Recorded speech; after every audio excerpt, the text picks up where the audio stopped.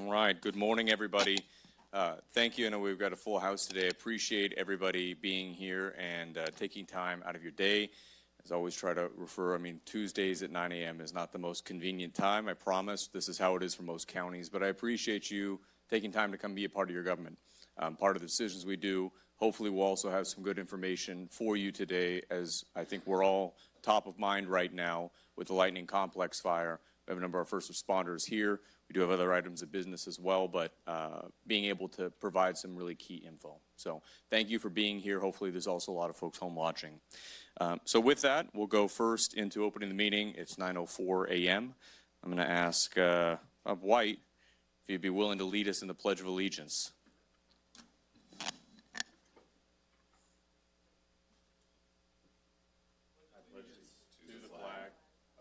States of America, and to the republic for which it stands, one nation, under God, indivisible, with liberty and justice for all.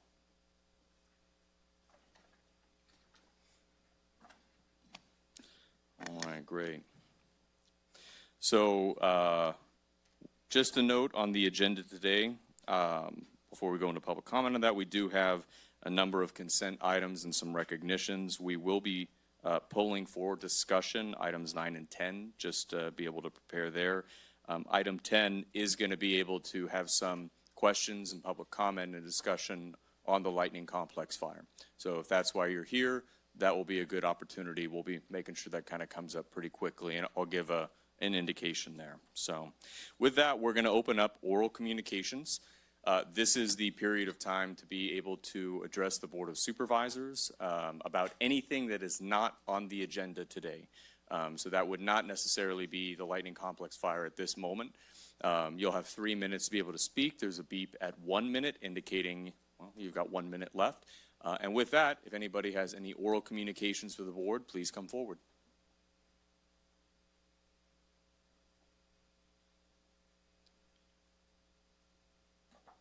Good morning. Good morning. My name is Emily Pardee. I am a resident of Miwok Village, and I am a member of the Miwok Area Homeowners Alliance. Good morning, supervisors. I'm here to express my confusion over an article in the August edition of the quarterly Miwok Area Homeowners Alliance news magazine. The magazine is Smoke Signals. The article is entitled Miwok Community Development. The article alludes to a trust that has been set up to collect contributions of money for the ultimate purpose of launching community projects that will enhance our community. According to the article, there are a few project ideas already in motion. Construction of a bus stop at Diamond Jim's restaurant, some mention of a new signboard, and some unspecified walking paths. However, the plum intended to attract the approval of residents to ante up for this quasi-governmental trust is a detailed discussion of resurfacing the entrances to Sugar Pine and to Miwok Village with vague allusions to future expansion into resurfacing the bulk of our village roads. I now list some serious questions I have about this enterprise. These are questions which were not answered in the article. The article does not name the trust nor the nonprofit agency or other entity backing the trust. The only names we are given are individuals: Jonathan Foley, who is a lead pastor at the Word of Life Fellowship, and Ryan Boyer. Who exactly is backing this trust? The article goes on at length about how the public will be asked to vote on projects which will be presented to the public at various community meetings, but does not say how projects may be proposed, nor who would be selecting the projects to be presented, nor how the people doing the proposing or the promised project leaders would be selected. Who exactly will set the priorities for the projects and direct their completion? The article published in August promises that the public will be informed through a website which cannot be located by my browser. Is there actually a web presence for this trust? The article asserts that the unspecified forces behind this unspecified trust are working directly with county leadership, but no personnel are named as those leaders. Who represents the county leadership of Miwok Community Development? Anyway, thank you. And I encourage anybody to, one, please check your cell phones real quick. It is nervous coming up before the board, so appreciate everybody making sure they're on silent. Second is, I do appreciate minding the 3-minute time. We have that to be fair for everybody. If your comments exceed that, you can always email all of us the full length of those. That's a very easy way to give us more information. So anyway, good morning. Good morning.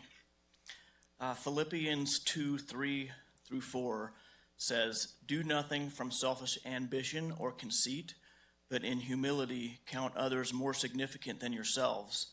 Let each of you look not only to his own interests, but also to the interests of others."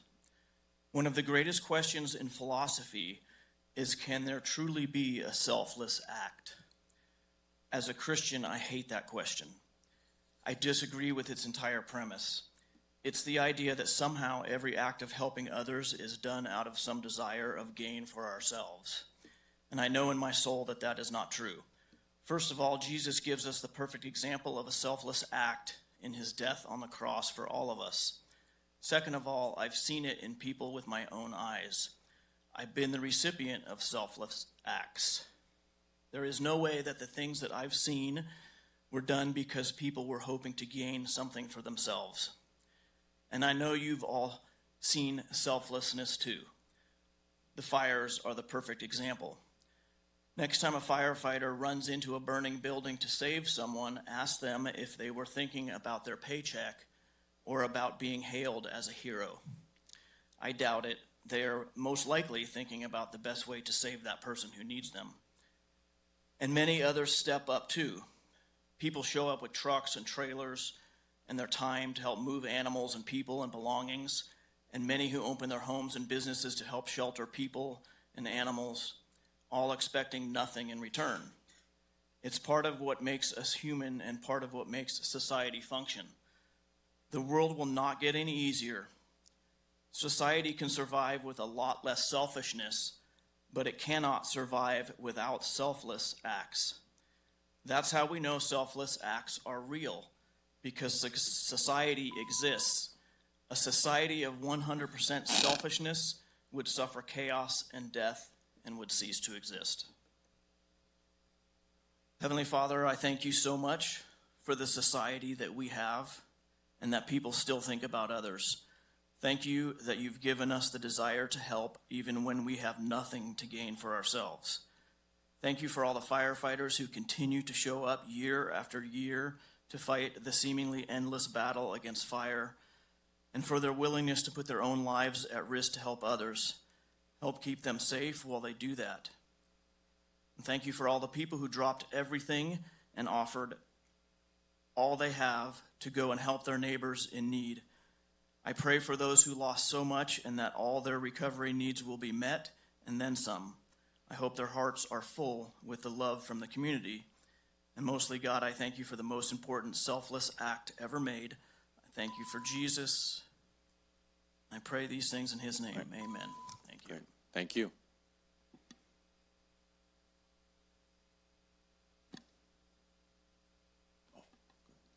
All right. Good morning. Good morning.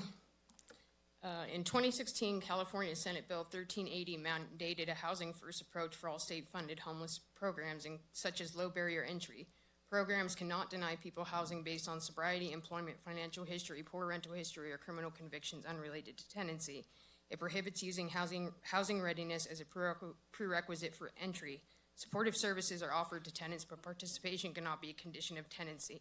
SB 1380, core components of Housing First, means tenant screening and selection practices that promote accepting applicants regardless of the sobriety or use of substances, completion of treatment, or participation in services. Housing First, using housing as a tool rather than a reward for recovery that centers on providing or connecting homeless people to permanent housing as quickly as possible. This model prioritizes the most vulnerable, such as chronically homeless individuals and families with severe disabilities including mental illness and substance use disorders, those with medical conditions, those who have high emergency service use, victims of trauma, and veterans. A housing first violation occurs by imposing conditions which create barriers to entry or threaten tenancy by removing people from stable housing or state-funded programs, imposing strict requirements or screening vetting practices for sobriety or service participation, or denying housing to individuals whose behavior is interpreted as lack of housing readiness constitute a violation of housing first and low barrier requirements. Prohibited use of homeless funds, rejecting or evicting people based on substance use, mental health condition, or lack of sobriety, requiring mandatory treatment, enforcing punitive rather than supportive actions, using funds to cover costs related to clearing encampments without a primary focus on connecting people to services and safe housing is a violation.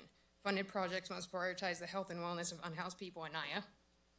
Violating California's housing laws can lead to severe civil penalties and consequences for state-funded programs and public officials managing them. For public officials, intentional misuse of grant money is a felony under California Penal Code 424. Funds such as HHAP program and ERF are prohibited from being used for activities that undermine the state's homeless and housing strategies. Welfare Institution Code 8255 ensures that programs receiving state fund comply with law's core components. If a public official takes state funds intended for Housing First program and uses them for an unauthorized purpose, misuses funds, does not comply with laws, breaches conditions, abuse, or waste public funds, they can face felony charges for misappropriation of public funds under California Penal Code 424. Public official who misuses public money can be charged with a felony which carries a prison sentence of 2 to 4 years. A conviction automatically disqualifies a person from ever holding public office again, Jaron. California Department of Housing and Community Development enforces the state Housing First mandate to ensure that local jurisdictions and grant recipients implement the policies of California Welfare Institution Code 8255, including low barrier access and voluntary services. I'm submitting a report of Housing First violations to HCD. Thank you. Great, thank you. All right, do we have additional oral communications to the board?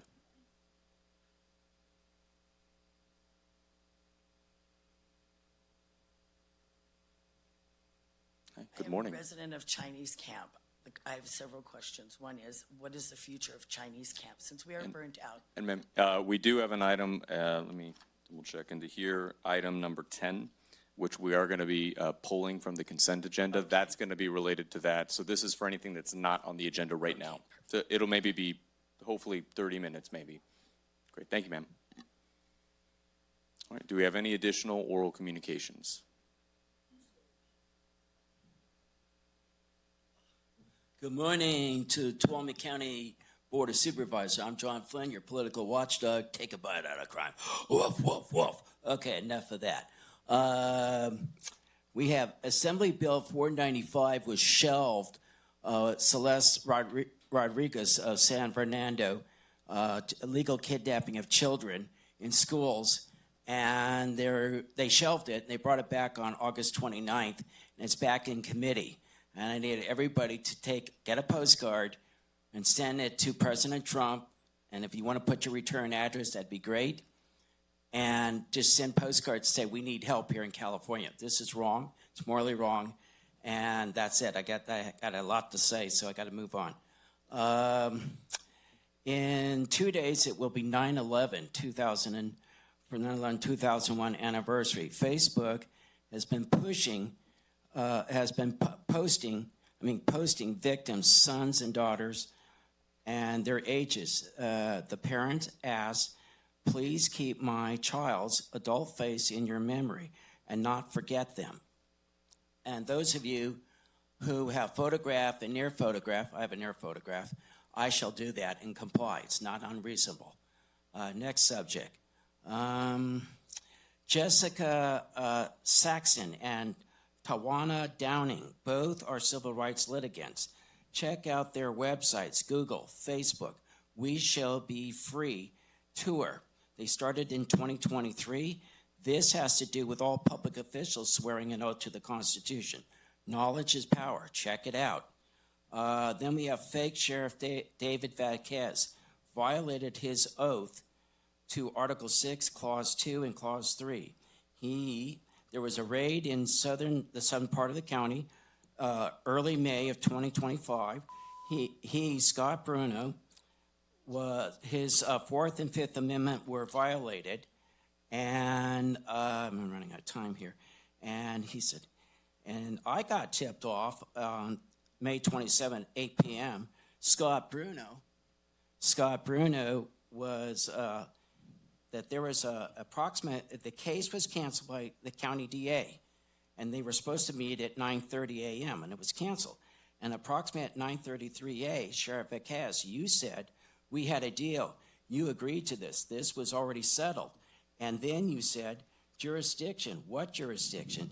I need legal jurisdiction. For what? I don't understand this jurisdiction. I'm the sheriff. I can do anything I want in the county. From John Flynn. No, you can't. Who is we? The county DA? Was it Briardorf, the fake corporate judge bought off? This is ex parte communication. Thank you. Thank you. Do we have any additional oral communications for the board? Oh, please come forward. Good morning. Good morning. Good morning. My name's Mary Cabral. I live in Columbia Sky Senior Mobile Home Park, and we've put together a petition for the permanent fire station in Columbia. Bill Trammell and his wife Barb helped me put this together. It's on our community board, and I plan to get more signatures this week. My understanding there's a special meeting on Monday, the 15th, and Barry Rudolph may be giving a presentation on the permanent station. There is an upcoming meeting where there will be an item talking and presenting about the entire Tuolumne County fire system. Okay, is that open to the public? Yes. Okay, so I may be there then. I'll just read it to you. It says, Tuolumne County Supervisors previously made a commitment to support the funding of Columbia Fire Services. We, the undersigned residents of Columbia, support the funding, use, and necessary renovations of the Pereira House, located at 10913 Green Street. That's also a North Airport address, Columbia, CA, as a permanent Columbia fire station, and respectfully ask that the board vote to move forward with this project. We support a Columbia fire station. Now, that address is, I believe, correct me if I'm wrong, known as the Boat Patrol, Tuolumne County Boat Patrol, or Search and Rescue building. The Pereira House is right across from it. If you're familiar with it, it's a very large structure. The Pereiras own most of that property, if not all. Columbia Sky, they certainly own that. And there's a large airplane hangar underneath the large building. I believe it's over 5,000 square feet. So that's used currently as storage. They work on different projects there. At any rate, it's a wonderful building. The location's good. And I believe some money has been spent to renovate it. I also brought this morning, I found my copy of Gold Rush Country. This is a Sunset travel book from, I believe it was printed from 1957 on. This is 1975. But you can see on the cover, this is one of 3 fire stations in Columbia. This isn't the one on Main Street. You can see the Pepite there, and it's in front of the one on State Street. So now we have State Street, Main Street, and the Bigler Station, museums in functioning in certain aspects. But we don't have a permanent fire station. And yes, we've got services coming out of the college, but that was temporary. And I believe the grant is running out. So this is our support to continue with renovation and get a permanent fire station. Right. Thank you. Thank you. And we always appreciate folks doing community advocacy and bringing forward others. We do have a number of officials in the back as well to discuss any of that if you have any questions as well. So just to highlight that. Do we have any additional oral communications for the board?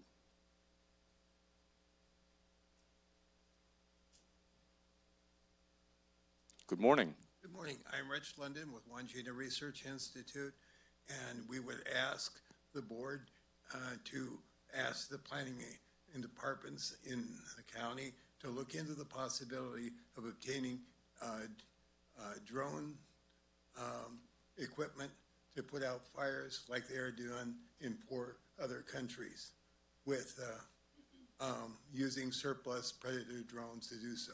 Thank you very much. Great, thank you. Do we have any other oral communications? And I have remembered and brought up that idea. It hasn't worked yet, but we'll find something. Good morning. Good morning. I just want to remind everyone today is September 9th, and on September 9th, 1850, California became the 31st state in the United States. And whatever you think about the governor or whatever, this is a pretty amazing state. The first McDonald's was here, the film industry was invented here, the internet services were invented here, the first Barbie doll was invented here. We have the 4th largest economy in the world. We have the oldest, largest, and tallest trees in the world here. We have the highest and lowest points in the United States here. It's just an amazing place. And since we managed to save part of it, I think we should all take a moment and be grateful that we live here. Great, thank you. Do we have additional public comment? Good morning. Good morning. My name is Bob Adams. I am with the California Office of the Small Business Advocate. I wanted to take a few minutes this morning to update the community about And Bob, if you don't mind, can we have you just, because I did invite you here to be able to present on that. I want to make sure, just for the time purposes, this isn't so much a public comment as asking about presenting on the Lightning Complex. Is it okay to wait till we have that Lightning Complex item we are going to pull off consent? Sure, I certainly can do that. Okay, wonderful. Just let me know when you're ready. Wonderful. Be very shortly. Appreciate you being here. All right, do we have any additional oral communications to the board? Again, this is for anything not on the agenda. All right, going once, going twice. It's always somebody who's kind of thinking about it, they jump up last minute. Okay, so with that, we'll close oral communications. We're going to open up for staff reports. If any members of staff would like to present to the board, please come forward. I don't recognize this man. Good morning, Chairman Brandon, Good morning. members of the board, county staff. My name is Nick Cashy. I'm the CAL FIRE Tuolumne Calaveras Unit Chief and also the Fire Chief for Tuolumne County Fire Department in Groveland Community Services District. For our staff report out today, I'd like to give you an overview of the TCU September Lightning Complex. Specifically, the incident started on September 2nd when California experienced a largely unforecasted lightning event, over 9,600 strikes throughout the state. Several of those started fires in the Tuolumne Calaveras Unit administrative boundary, which included counties of San Joaquin, Stanislaus, Tuolumne, and Calaveras. It also ignited fires to our neighboring CAL FIRE administrative units to the north and south of us, including Amador El Dorado, Madera, Mariposa, Merced, and the Fresno Kings unit, drawing a resource drawdown for initial attack significantly through the region. On September 2nd, as the fires progressed, in the administrative unit, we had over 21 fires requiring suppression action, 9 of those fires in Tuolumne County specifically. The CAL FIRE Incident Management Team 6, which are our folks in the back with the red hats, came in for the complex incident organization to assist the home unit in managing the fires and suppression. In addition to that, we were in unified command with 2 sheriff's departments, the Tuolumne County Sheriff and also the Calaveras County Sheriff. Been fantastic cooperators throughout the incident, and I think the public really needs to acknowledge that the directly their efforts attributed to the fact that there were no fatalities during these fires. Where we sit right now on a current fire status is overall the 21 fires acres combined in 4 counties sit at 13,869 acres and an overall containment of about 89%. We see that 95 structures have been destroyed, 7 damaged, and we had 1 firefighter injury. This event, to be more specific, started around 03:58 in the morning on September 2nd. Most notable of the fires that we're still engaged with, which we are improving on the containment with, ensuring that they stay in their current footprint and the mop-up and control continues, is the 6-2 fire, which sits at 1,024 acres and 80% contained, and the 6-5 fire, which is the largest of the fires at 6,935 acres at 90%, or I'm sorry, flip those two, 90% on 6-2 and 80% containment on 6-5. In addition, 1 fire that was not in the complex but was going at the same time from the lightning was in the Stanislaus National Forest It's referred to as the Cedar Fire. It was early on during the event and posed a significant threat to Cedar Ridge. I'd like to give some thanks and accolades to the Stanislaus National Forest for aggressively attacking that fire and ensuring that it stayed around 2 acres. For damages and impacts to Tuolumne County, the town of Chinese Camp, residents and historic buildings were destroyed, a severe impact to the community there. At the height of the incident, we had over 2,169 personnel assigned, 196 fire engines, 50 water tenders, 12 helicopters, 22 dozers, 55 hand crews, and 21 fixed-wing aircraft. So as we continue to improve containment, the home unit will take the incident from the incident management team tomorrow. And in addition to that, I'd like to defer to my partners with the Tuolumne County Sheriff's Department and County OES for the elements of the incident in which they brought to the table. Thank you. Great, thank you. And you will be hanging around, obviously, for a while with the team when we have the item coming up. If folks have questions that might be able to be answered, correct? Wonderful.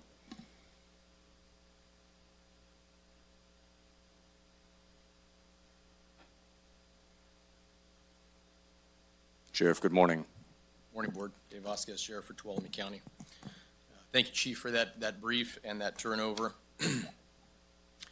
I'd like to just start out with saying how grateful I am that we account for 0 fatalities and 0 injuries up to this point when it comes to our community. There's been a lot of feelings and a lot of people processing this event in many different ways. So September 2nd, that Tuesday, was a very, very busy day, I think, for all of the resources associated with the Tuolumne County team. Starting off with 3 active fires that I'm remembering just off of the top of my head, with Lions Bald, also in Kelt's Mine in the Cedar Ridge area, and then Chinese Camp, monitoring those. At several different times and occasions, we had to split our incident command internally with the Sheriff's Office to ensure that we had adequate resources on each one of those fires at different times. We did have to shift priorities multiple times throughout that day between those 3 fires. And I'll skip ahead to the Chinese Camp fire just to talk shortly after the noon hour on September 2nd. We did start receiving our first calls asking and inquiring about the process or the progress of the fire. At that point, shortly thereafter, our first deputy on scene was, in fact, a school resource deputy. That's what our documents are showing right now, that made contact with school administration and folks that were associated with the Chinese Camp School to ensure that their evacuation procedures were in order. They were highly organized and prepared for the events that were unfolding as they were monitoring. Shortly after that, a supervisor remained on scene and declared that it was time to initiate evacuation orders based on the totality of the circumstances. Those decisions are made collaboratively with our fire partners.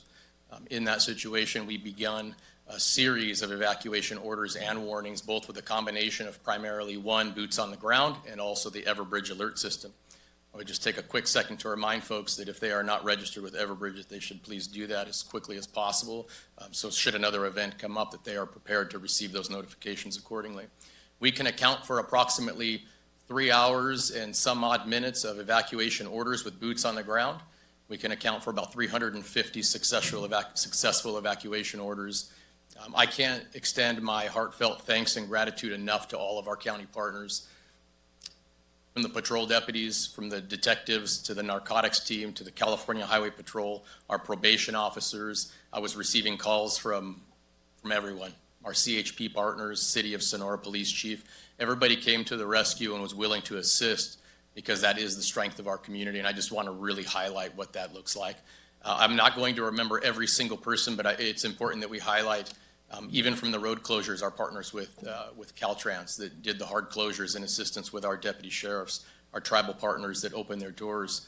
Heartfelt thanks to our tribal chairman, Kevin Day, with the Tuolumne Band of Miwok Indians, and also Joseph Matheson Powell with the Chicken Ranch Rancheria Miwok Indians of California. It has been a humbling experience to see this event unfold and the close-knit partnerships that we have. I'm always grateful for our fire partners and all of the effort. It has been quite the experience working with them and the high level of professionalism. It's important to the people know that we're all working on one team to advocate for what's best for the safety and security of Tuolumne County, and we saw that undoubtedly in this event unfolding.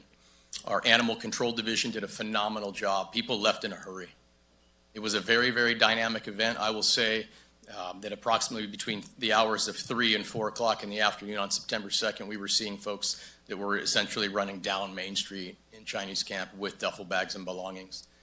I would like to just take this opportunity to highlight that over the course of those 3.5 hours of us conducting boots on the ground evacuation orders, this is a perfect time to reflect that when those orders come out and those warnings come out, you have to leave or you're going to be in danger. And I only capitalize on that because it's a perfect example of folks that some folks wait, and we understand that that right is constitutionally protected to stay and protect your land, your animals, but just know that there will be an inherent danger when it becomes no longer safe to go back into those areas, and that includes emergency services such as ambulance and deputy sheriffs.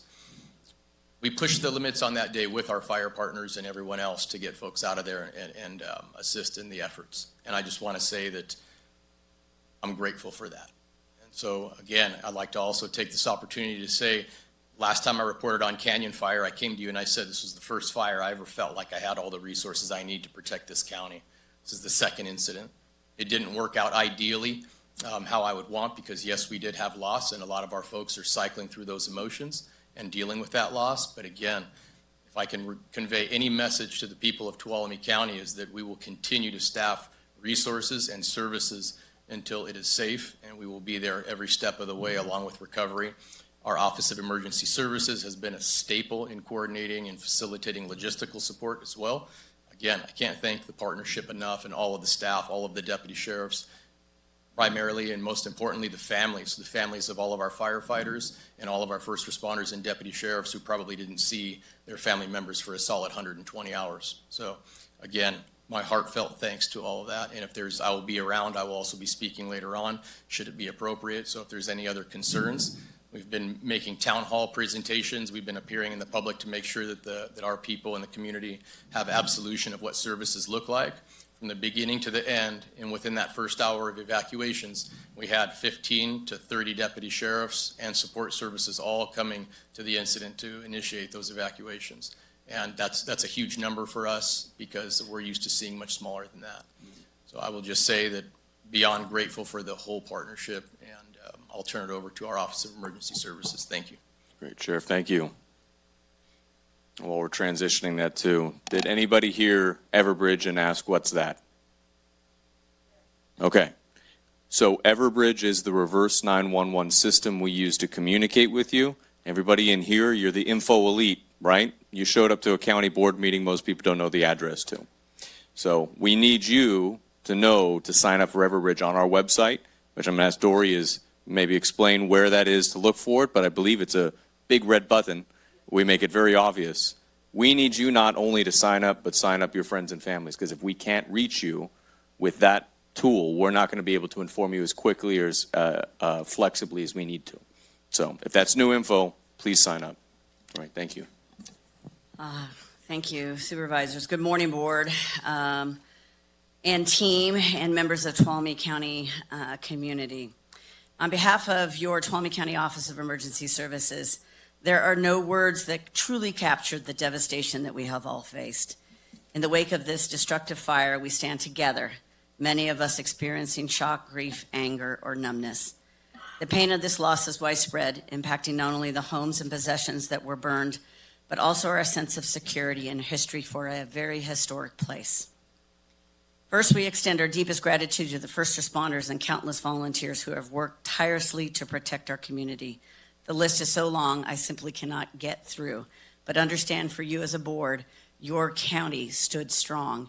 Your county employees all pulled together to make sure that we were giving the best service possible to this community.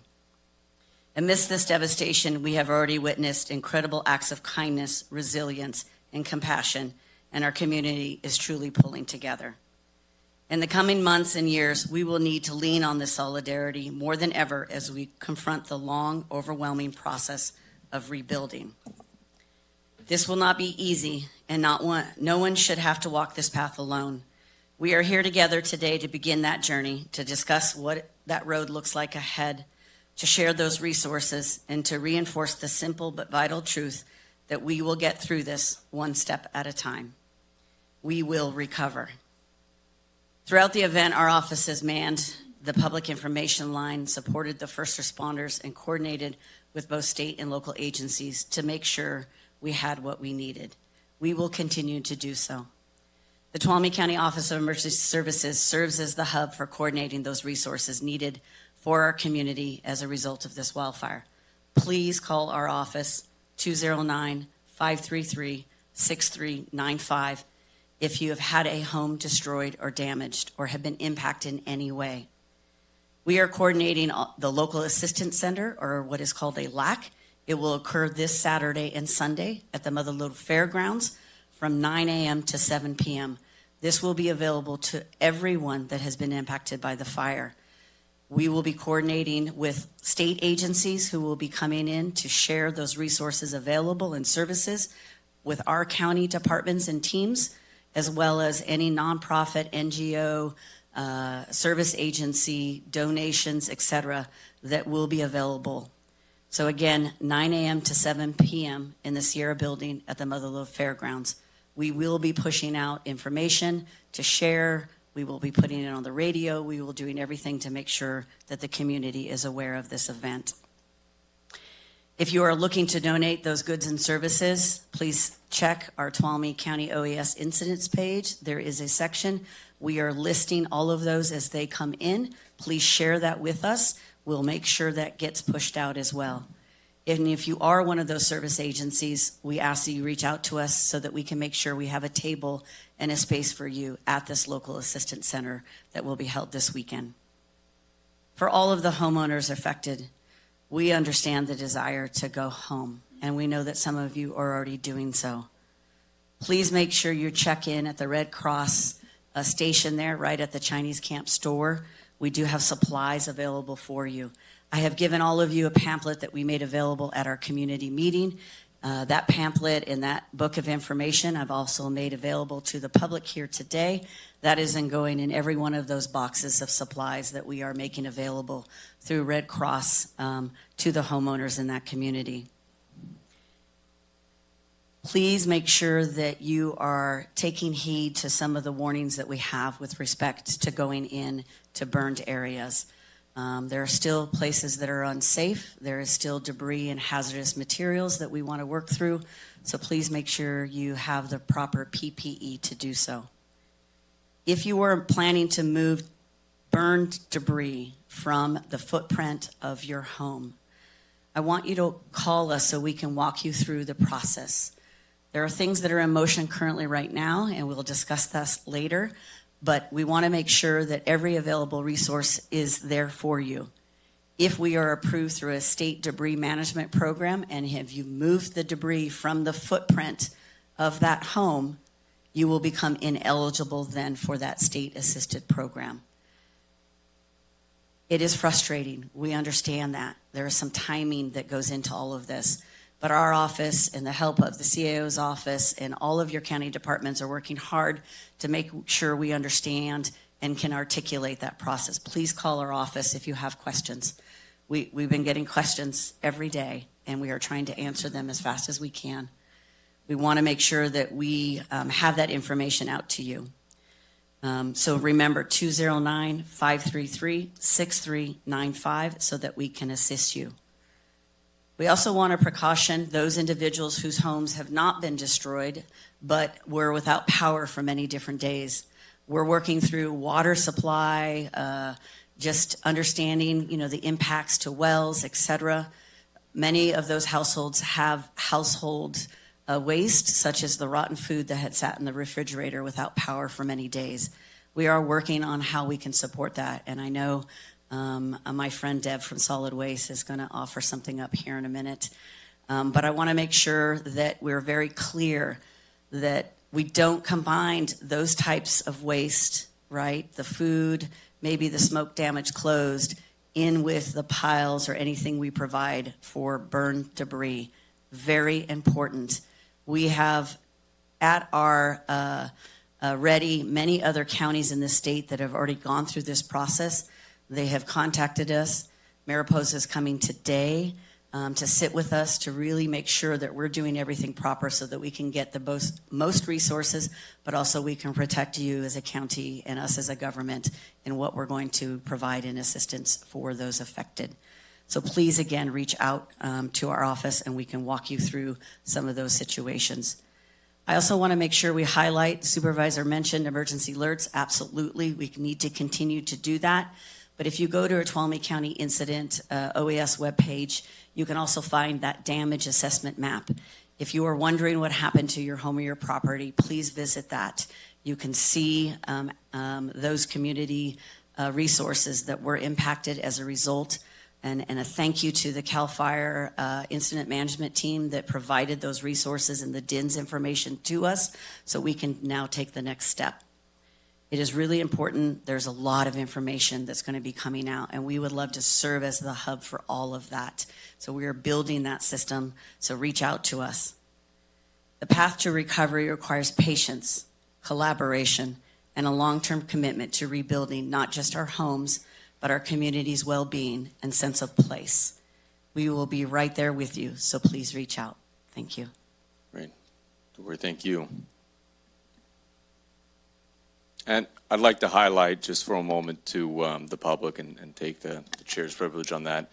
Every individual and all the folks that they represent who are working under them, I know have been working 100-hour weeks, whether they are in the field working to suppress the fire and do mop-up, whether they are working administratively, whether they are looking to get all the damages so we can maximize the grant funding that's coming in, and many other staff folks at the county. If it's okay, and I know we've got this a little bit later, I'd like to just recognize these folks. It is not only, but it includes our first responders on the front line, but all the people that support that system, many of who are not here today because they are supporting that system right now. They are working long hours and they deserve it. We can do a round of applause for the folks who've just spoken and been fighting on this.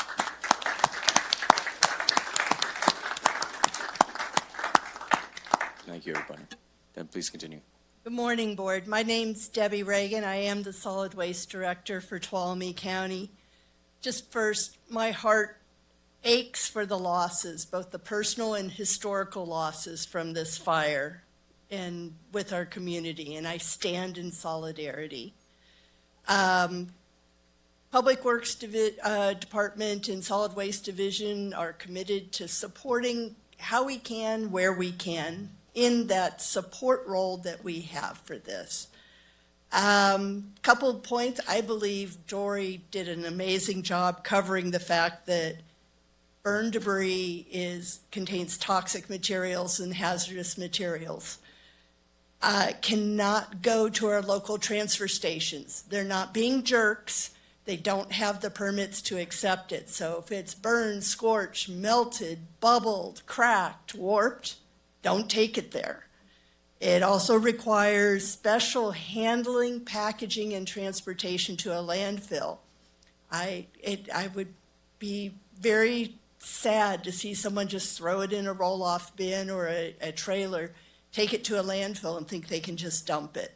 You'll get turned away at the gate. So patience is a simple thing to say and a hard thing to practice. Trust me, I know. That being said, I want to talk about a thing that solid waste can help support immediately here. And that is that we've been running an existing coupon program for 2 yards of debris to go to the Waste Management Cal Sierra operated transfer stations. I have these at the 3rd floor counter at 48 Yaney. The current round of them are printed and say good through the end of the month, but I know daylight's burning and food is spoiling. This is valid for bulky items, the food that's no good anymore, if it is smoke damaged. And a quick way to think about smoke damage is looks good, smells bad. Burn debris is looks bad, smells bad. So again, not for burn debris, but you can pick this up and it's a first start. Not the last step, but it is the first step. And to close with this, a quote from Martin Luther King Jr., "You don't have to see the whole staircase, you just have to take the first step." So if you're interested in these, please come see us over at Yaney, and more to come. Thank you very much. Thank you.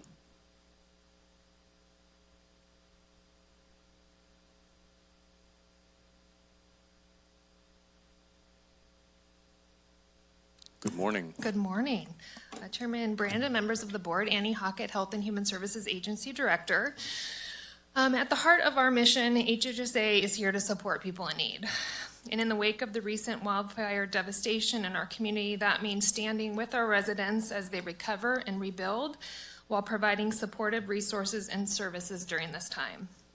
This morning, we wanted to take just a few minutes to have some of our staff talk about the services that are available.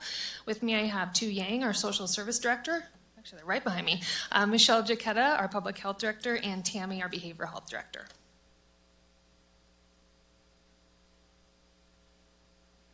Good morning. Good morning. As we continue to support the incident response and recovery, I want to first emphasize our community resource guide, which can be found on our website, right on the home page. That's tuolumnecounty.ca.gov/public health.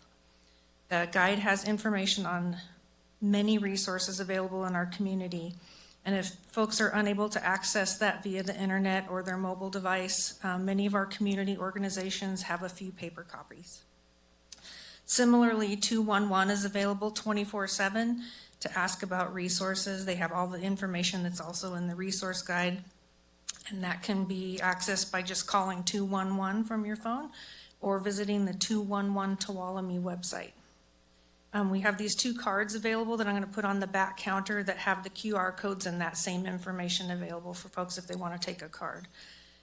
For income eligible families, we have the WIC Nutrition and Supplemental Food Program for pregnant women or those with young children under 5.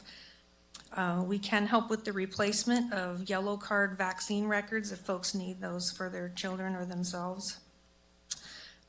Many of our community programs and resource organizations will be present at the Community Roots event at the fairgrounds on Wednesday, the 24th from 3 to 6, but Annie will talk a little bit more about that. And if there are any other questions related to public health, they can call us at 209-533-7401. Good morning. Tu Yang, Social Services Director. I just want to mention that we do have programs at Social Services, specifically CalFresh during this time with those that may have lost their food or may have left their food in their house and those are no longer good.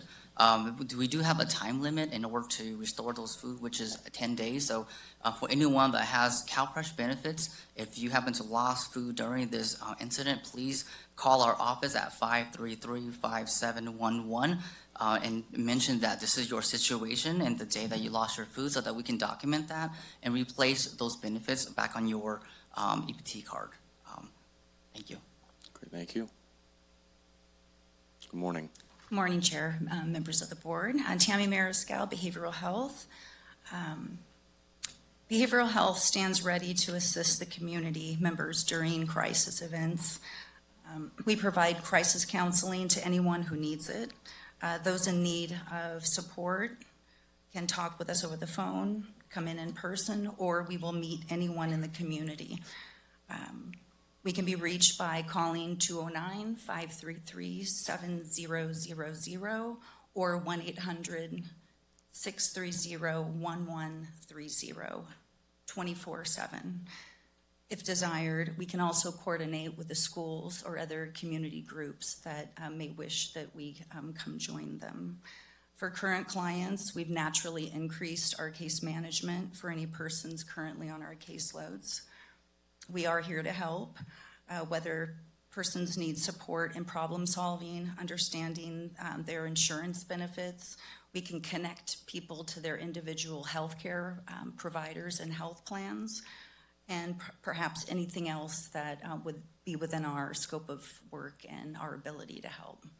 And from the department as a whole, our heart goes out to the Chinese community. And we're here for you. Lastly, Red Cross is in the room today. They do have organized stress counselors available on site and through their 1-800 Red Cross phone number. Thank you. Great, thank you. So yes, we would like to remind everybody about the upcoming Community Roots Resource Fair. That is scheduled for September 24th at the Motherlode Fairgrounds from 3 to 6. This event is designed to connect residents with a wide range of local services. Specifically, it's geared towards those who may be seeking services for the first time, something many in our community are facing in the aftermath of the fires. In closing, we just want to reiterate that HHSA is here to support our residents and is committed to working alongside our partners, community members as we recover, rebuild, and heal. Thank you. All right, thank you for being here. And I think in that there are a lot of people standing ready if you're dealing with this trauma and you need to talk to somebody, if you're struggling with food or anything in your safety. We have programs that can help. They may not apply, but they may apply, and there's probably no excuse if you're dealing with that to not call in and let our eligibility specialists, I know that's not the term anymore, but basically be able to look through what may be available. So thank you for presenting. Do we have additional staff reports? Yes, please. And then I'll be asking if we'll have Bob, and then I think also Bob. There we go. We'll have after that, after Liz presenting. Good morning, Board. Liz Good morning. Peterson with the County Administrator's Office. I'm here actually in my, role currently as the Director of Library and Recreation Services. And I just want to let the Board know, you may or may not be aware, well, you're probably aware of the significant use at Standard Park, especially on what we call Soccer Saturdays because of the Tuolumne County Youth Soccer. Youth soccer continues to explode, which is amazing for the community, but it also has presented some safety concerns, particularly around parking and pedestrian access. There's been a lot of parking along Standard Road, which your board has taken action to reduce that, and we're working with Public Works to make that happen, and they're very active in doing that. But also we've seen a lot of parking along Tuolumne Road and a lot of pedestrians walking specifically between Standard Park and the Youth Sports Foundation Park, which is right next door. But currently, there has been no access between the two parks, and so to get from one field to the other, folks have had to either drive down around the corner or walk. And we have seen a lot of very concerning things with folks walking along Tuolumne Road to get between the two parks. So I would like to just put out a caution to the public. Please do not walk along Tuolumne Road. And in that vein, I would like to let the board know and let the public know that Plum Construction, who is one of the board members of YSF, they have partnered with us, and well, all of YSF has partnered with the county to do a lot of different things at their field and our field, but we have a gate that goes between the fences there, and so I'm happy to report that we'll be opening that gate on Saturday and then for future Saturdays so that we can facilitate access just between the two parks, that we don't have to utilize Tuolumne Road. And Plum Construction is going to be doing just a little bit of work to make sure that access is safe and usable.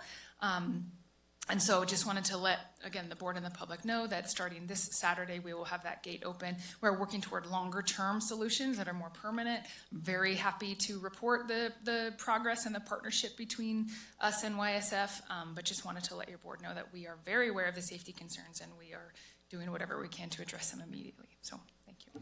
Yes, thank you.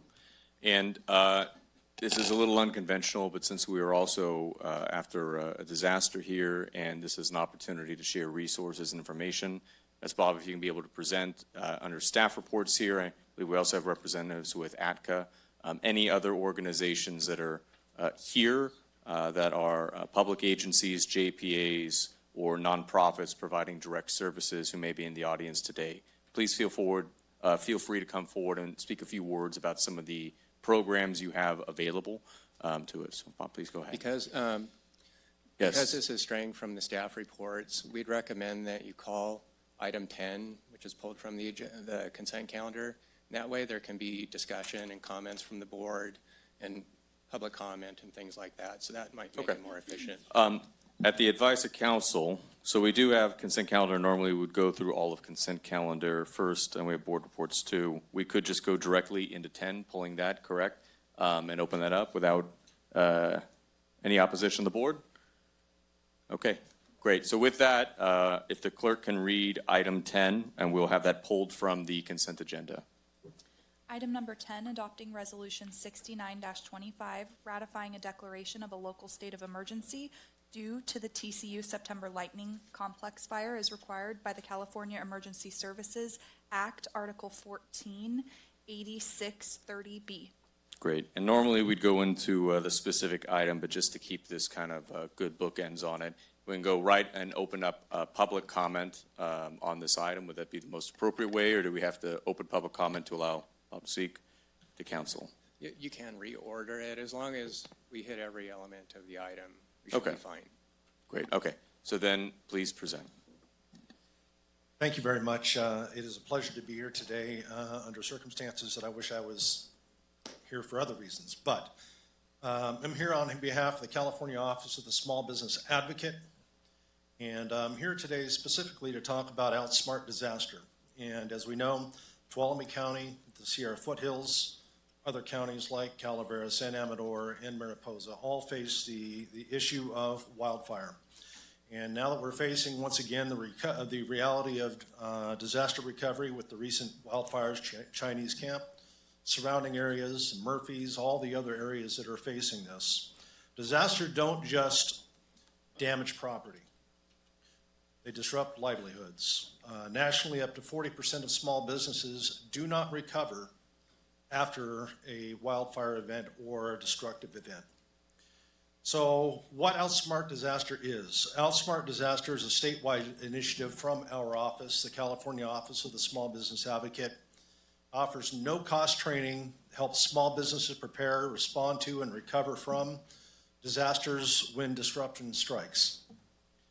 We're focused on resiliency and continuity planning so businesses can withstand shocks and keep serving the communities they're in. So why this matters for Tuolumne County.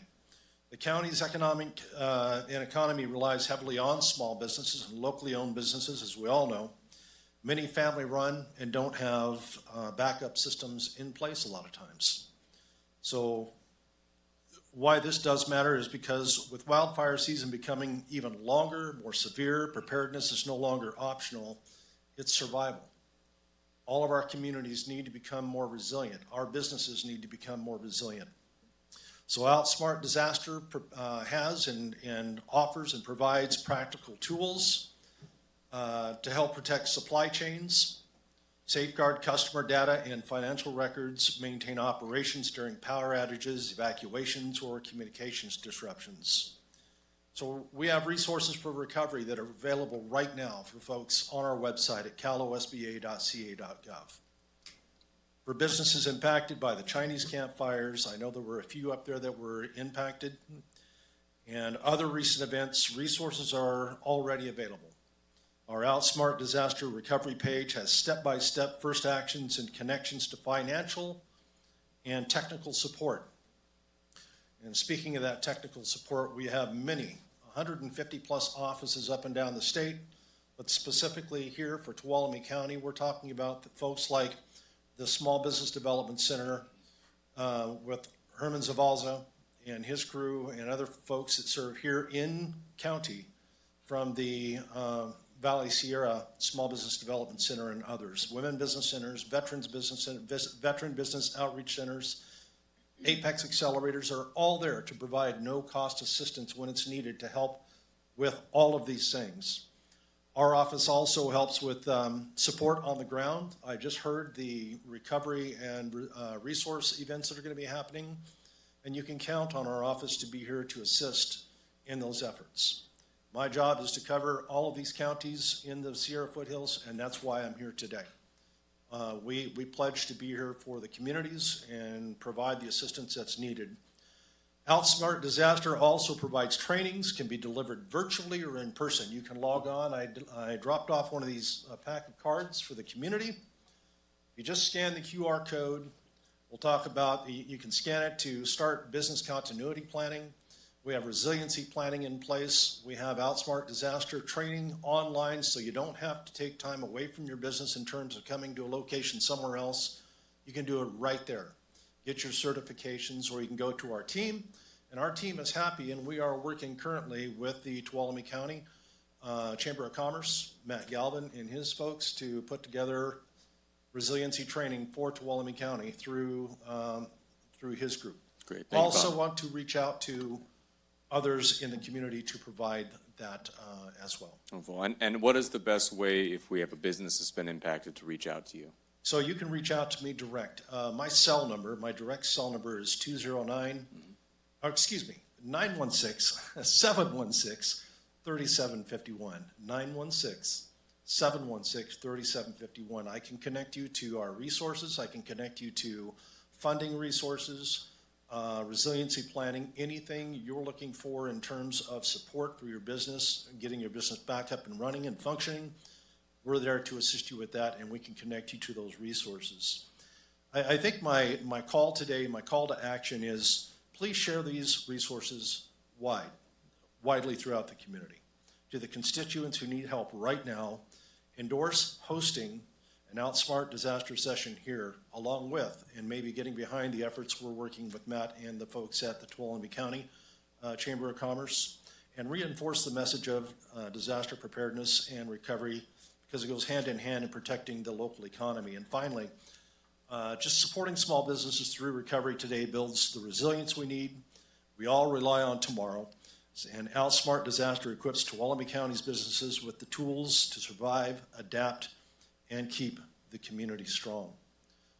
All the businesses that weren't impacted by this fire need to remember it takes, as we all know, one spark. You know, the conditions come together to create something that nobody ever wants to see. And it's good to know the first step you need to take in resiliency and planning for your business and for your community, to know what your first step's going to be when that occurs. Not to be on the back end and put on your back feet or on your heels trying to figure out what to do when it's already over.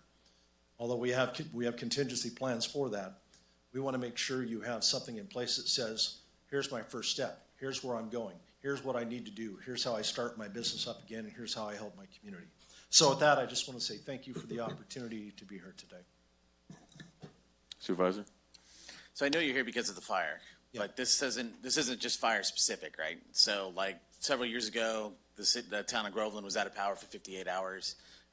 So there's a lot of businesses that were dramatically impacted, loss of product, loss of tourism, et cetera, et cetera, et cetera. So this isn't just a fire-related only response. This is a response to anything that would impact small businesses. Anything from pandemic to fire to earthquake to floods to you name the disaster, you have to have that plan in place, and that's why we're here. We're hoping to take some steps to work with the insurance commission to help make this something that will be helpful with insurance costs moving down the line. I can't say that today, but what I can say is you can start this training today so that you have a plan in place when something happens. Even in our foothill communities that are more remote, rock slides happen, roads close, things happen where you can't get in and out, or people or tourism or folks can't get to your locations. You need to know what you're going to do, how you're going to respond when events like those occur. So yes, I'm here for the wildfires today, but disaster comes in all forms, as we know. And we want to make sure that our communities, I consider this my community. I serve up here in all of these communities, and I take a lot of pride in making sure that the resources we all pay for are here and that everybody's aware of what is available to them and how we can assist when that assistance is needed. Great. Thank you. Appreciate it. Thank you. And do we have additional folks who are coming to be able to present about services available to any of the survivors, victims of the Chinese campfire?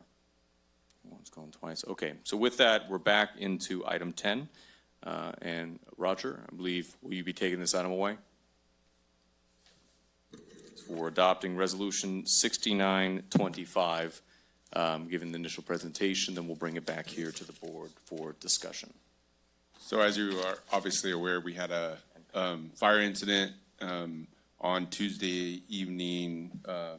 OES director reached out to me asking to declare a state of emergency locally that we are bringing to the board today to ratify.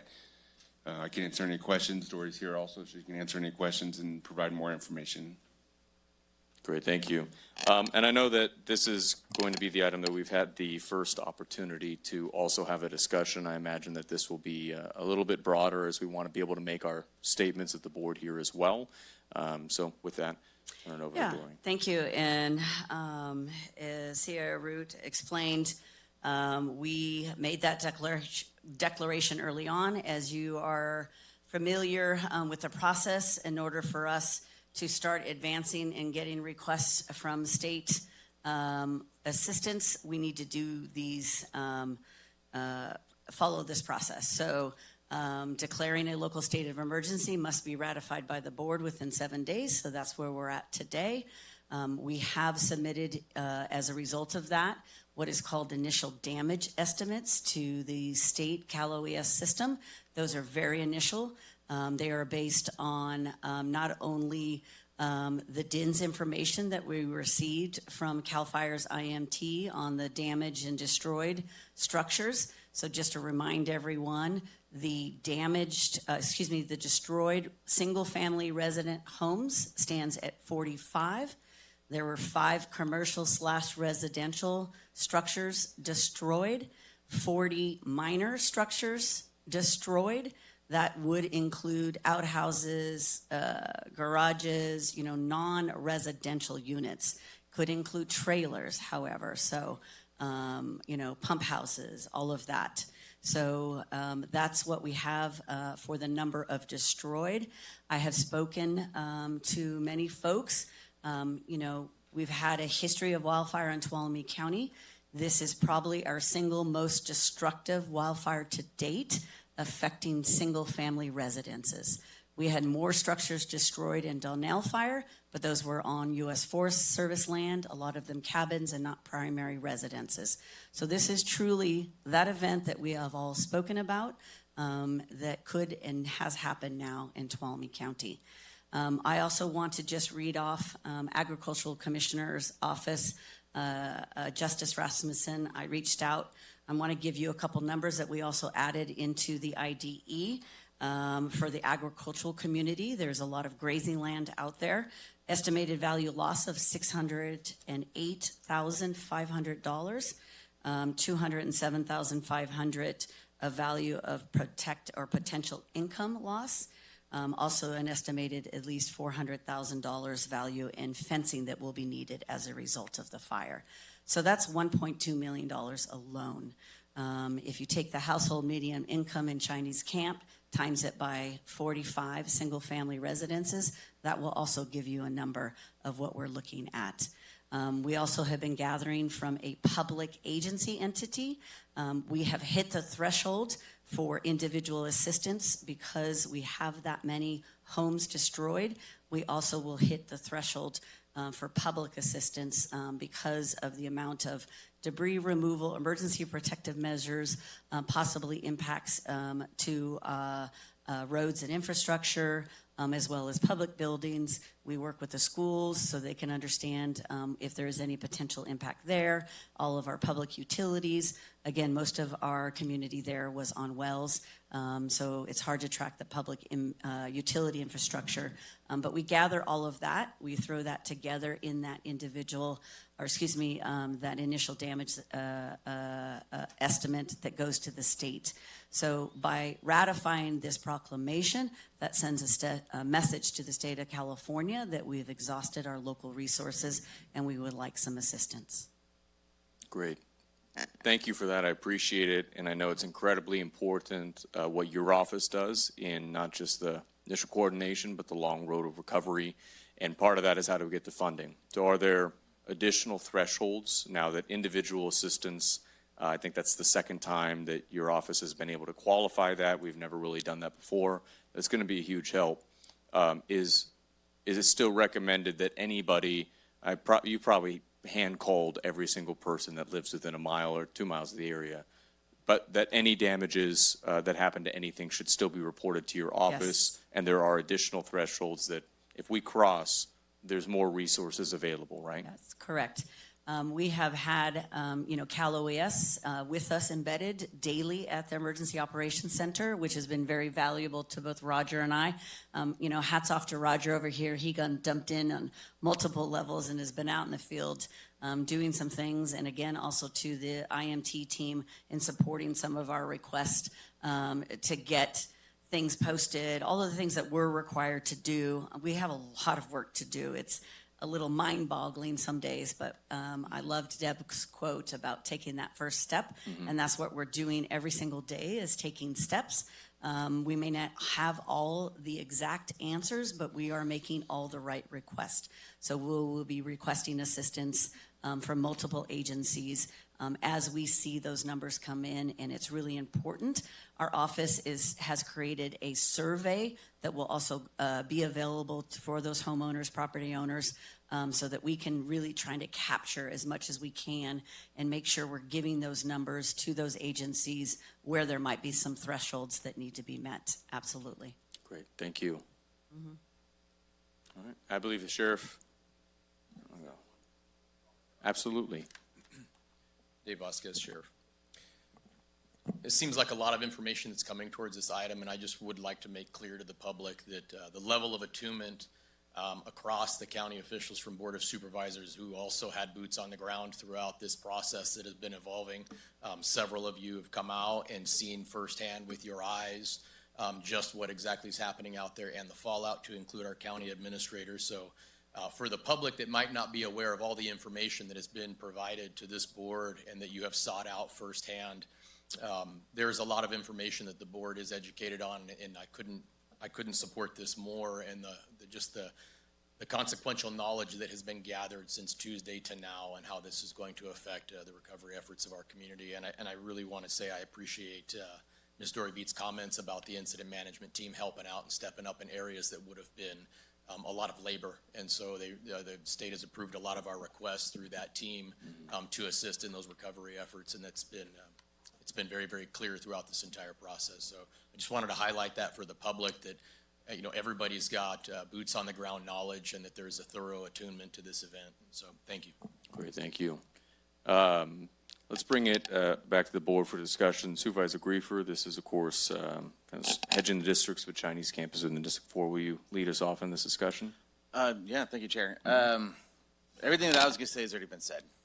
It takes a great, strong community to come together, especially in a time of adversity, to pull together. I really do want to thank all of the partners, all of the staff. I know that we lean hard, especially this year, on our staff.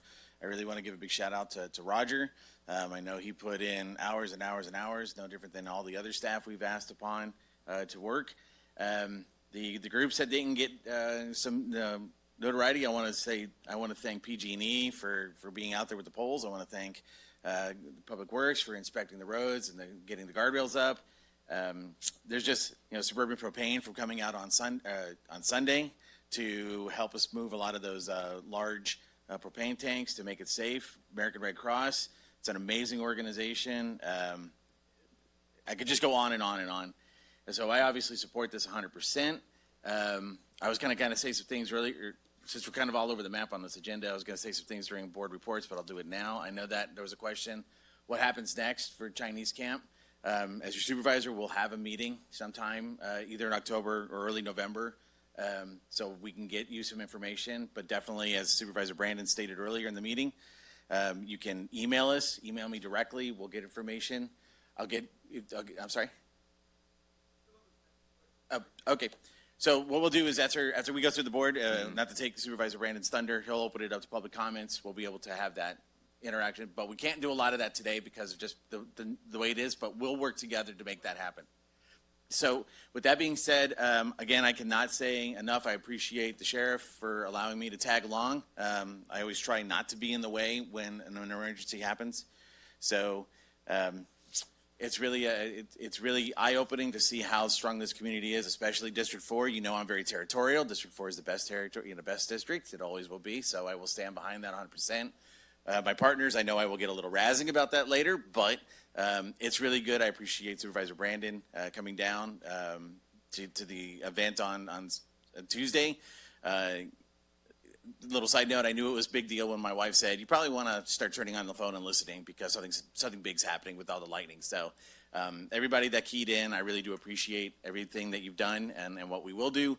As I said, Saturday, there's really two machines at work here. One is the guys in blue with the red hats and putting the fire out to steal a line from a trusted friend of mine. Your job is to put the cold stuff on the hot stuff, so you keep doing that, and I appreciate everything you're doing. And then the second part is, as Supervisor Brandon mentioned as well, the second part of this is what we as government are going to do, right? We're dedicated, I'm dedicated to make sure that we are serving you as it is our mission to serve the public.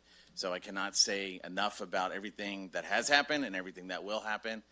I know the one thing I can't ask, but I really do need is a little patience from the people out there, because this is a big machine that we're getting moving and fired up. So thank you for everything. So I appreciate letting me lead off the conversation. Absolutely. And I figure we'll have comments here at the board. If there are any, then we can open up for public comment to be able to present. Questions can be asked. We can't have a back and forth, but it will come back for discussion afterwards, so then we can kind of answer in that way, or to reach out individually. But the biggest thing is we'll all be aware of what you're asking so we can follow up and answer that. So do we have additional board comments? Supervisor Kirk? Comments? I mean, I don't want to beat a dead horse, but a lot of what's been said, I agree with. I think for me, Dory, can you just answer real quick? How many actual homes do we have lost in this? I know we have 95 structures. Do you know how many homes? So 45 single-family residences. Thank you. And I know you said that earlier, but I was writing down. I think for me, what really stands out with this incident is the rim fire was 257 acres, and we lost 11 homes. The Nile fire was 36,000 acres. We lost 53 cabins, for my math. This is a 13,000 acre fire, and I know Chinese Camp specifically was even smaller, and we lost 45 single homes. So this really is Tuolumne County's most devastating as far as homes lost in our community. And it's just crazy how fire works, how you can lose 250,000 acres and lose only 11 homes, but then you get a lightning strike with some wind, and you get actually, I think the number was 21 fires, 3,500 lightning strikes in Tuolumne County. So it just shows how situations can happen that you don't plan for. And so I think my comments are simple. I was at an event a couple years ago when Sonoma County got hit, and I was listening to a supervisor and some of their legal team talk about the devastation that they dealt with and how they had to rebuild. And so I think what I'm interested with Griefer and our board is in the future having a conversation about how can we rebuild that community as far as with permits, with CDD, with OES, just the whole process. Dory, you know what I'm talking about. And I know there's other community members. I'm really excited that other community folks are coming down to assist. And I know there's people who have been through this. I'm thinking specifically Sonoma County. So whatever the best practice is to rebuild, that's what I'm interested in, quick, fast, in a hurry. And I know, we've been through a lot here at the county with staff and with turnover and with changes and with CDD. And so my concern is that we just posture ourselves to be able to clean up quick. So I just want the community to know that's where my head's at, and I'm sure the rest of the board. So that's where I think we need to turn attention to as quick as we can once this is completely behind us as far as fighting the fire. So thank you, CAL FIRE, all of our members. There's too many members to thank, but thank you guys for your work, and we appreciate it. And you guys are the heroes. We're just here to help clean up after the fact and try and make some lemonade out of some lemons here. So thank you guys. No, I think there are a lot of people here that would like to speak on this issue, so I'd like to hear what they have to say. I agree with the comments of my colleagues. Good. I also agree with the comments of my colleagues. I was only going to add, too, that if anybody in the public is watching this and you're looking for a way to help, the Sonora Area Foundation has created a Fire Victims Trust Fund. Oftentimes you want to make sure you're donating to something trustworthy that's got a good process of distribution. Folks, we do need funding into that. And so anybody in the public, please consider making a donation there or to a local nonprofit that is providing these services. It does cost money, and they could use your help. With that, we'll open it up for public comment. If any members of the public would like to speak, and that can include questions, we won't have a back and forth right now unless it's a very technical, just quick thing, but we will be able to bring it back and have more information presented. Please come forward. You'll have 3 minutes, and the beep will be at 1 minute to let you know you've got 1 minute remaining.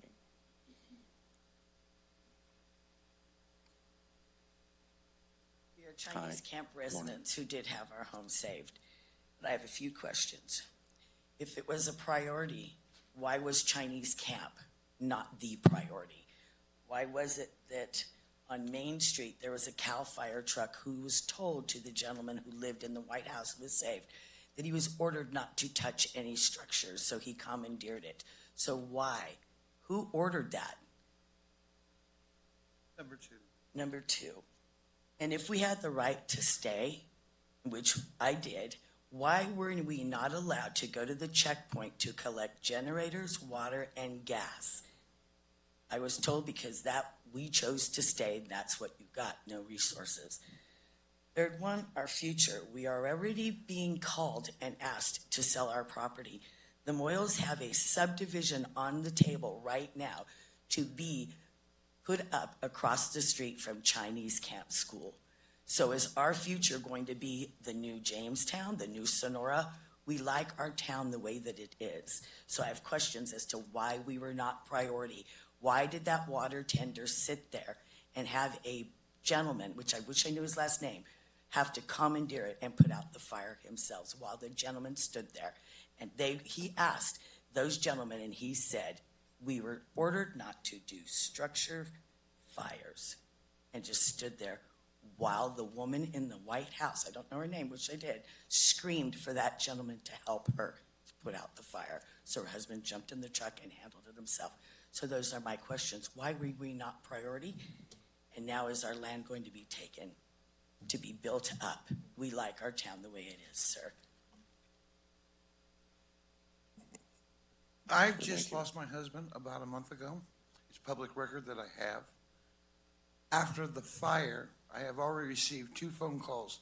Knowing that you have lost your husband and you live in Chinese Camp, are you willing to sell at a discounted rate? Bullshit. I live in Chinese Camp. I've lived there a long time. I feel like I'm being pressured now to sell my property, which right now I'm having a hard time fathoming that I still have property. I'm really sorry for your guys' trauma and losses there, and I appreciate you coming forward to speak. We do have it written down. And to your questions, I encourage asking some of the staff we have in the back if they may be able to step out with you into the hallway to explain how the incident command may prioritize. That may be the best way for that. I think as mentioned by Supervisor Kirk, we are not the incident responders. We are here in a lot of times support roles with that, so they can be able to explain decision making. Do we have additional public comment on this item?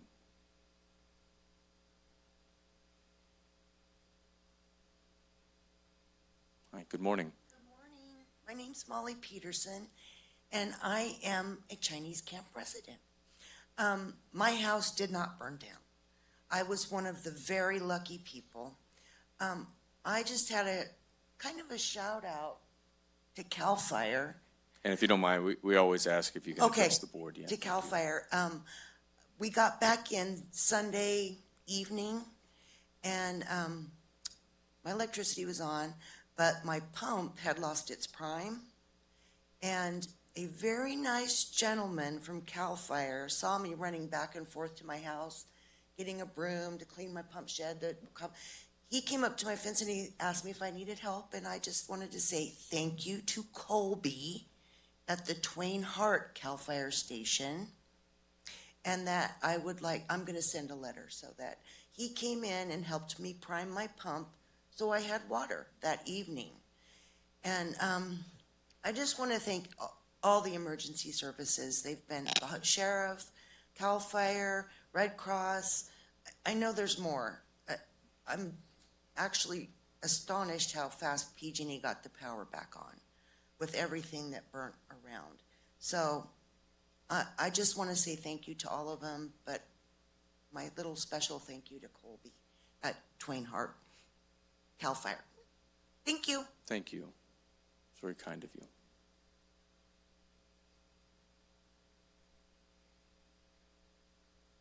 And welcome. Thank you for joining us. Good morning, Board. My name is Landon Whitney. I'm with Senator Marie Alvarado Gill's office. We had the pleasure, or not pleasure, the sad reality of facing the devastation on Sunday, we were able to take a tour thanks to the work of the board here, as well as the various public safety entities that responded to this event. Absolutely devastating, obviously, I think is a way to describe the damage. And I know there's going to be a lot of discussion as to response and rebuilding and everything else. What I'm here to do is to just reiterate the Senator's commitment to this community, to this county, to ensure that all the resources that are needed are met, that the public is taken care of in any way that we can. And I understand there are some state resources that we're still working on getting a hold of, and I just wanted to assure the board we are working very diligently to make sure that that happens. So just wanted to thank the board for their leadership, thank the public safety entities in this area, particularly Sheriff Vasquez as well as CAL FIRE. But just wanted to add that and wanted to let you guys know that if we can be of any assistance, please do reach out and we'd be happy to jump in and help as best we can. Thank you so much. Thank you. And real quick, so I did email you about the fire Yes, fire sir. management assistance grant, and so there's some kind of miscommunication between ROES and Cal OES. So anything you can do to help us on that? Yes, sir. That's on the top of the list. Okay, great. Thank you. Right, and do we have additional public comment on this item? Going once, going twice? Okay, with that, we will close public comment and bring this back to the board. We did have a few questions that came up. This is a notice. Again, I know that this has wandered a bit from the original intention of the item. This is really a declaration in time for funding, saying we need help. This is kind of one of the steps we have to do after an emergency, but this is also one of the first opportunities we've had to be able to debrief and talk a little bit about it and kind of open up. So I appreciate everybody bearing with what normally would be a pretty short item, it being a little bit longer. I think we have some notes and some of the questions or points that were brought up that will inform some of the information we provide in the future. With that, we'll bring it back to the board if there is further discussion or questions. Otherwise, I believe we will be looking for a motion to adopt Resolution 6925. The Supervisor, Supervisor. I'd like to make that motion, but I do want to just follow up on your point about the debrief is right on.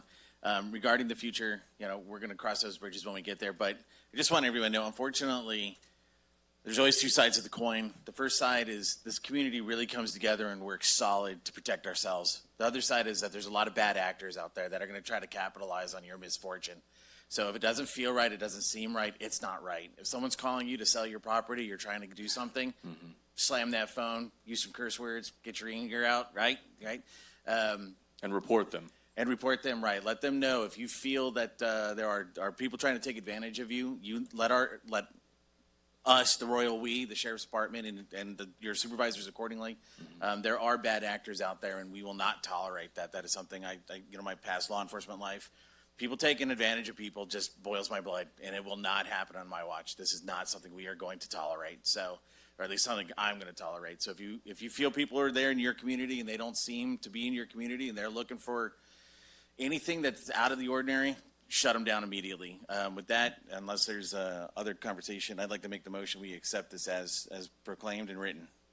And I agree 100% that I think the lady that made that comment about somebody asking to buy her property has left, but that was my first thought as well. Is I'd kind of like to see that letter and who sent it, and I'm pretty sure the sheriff might like to see that as well. So if people are getting those kind of that kind of communication from people that want to, snap up your land, please let the county, let the sheriff know.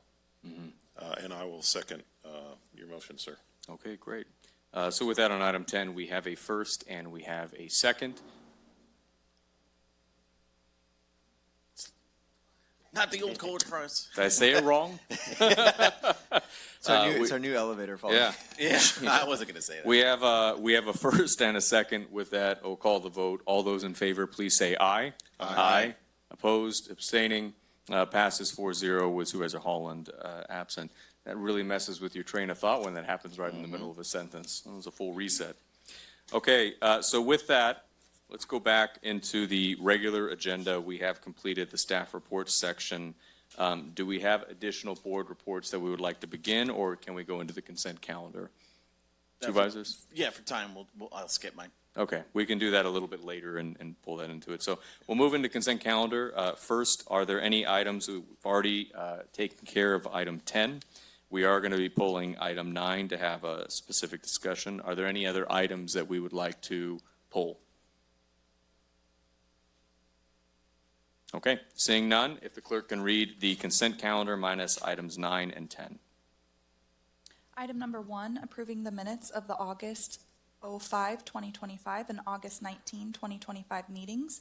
Item number 2, determining there is a need to continue the emergency actions ordered by the county administrative officer as a result of a plumbing failure and resulting water damage on April 3, 2025 at the A.N. Francisco Building located at 48 Yaney Avenue, Sonora, California, pursuant to the Public Contract Code 22050 and TCOC 3.22.060.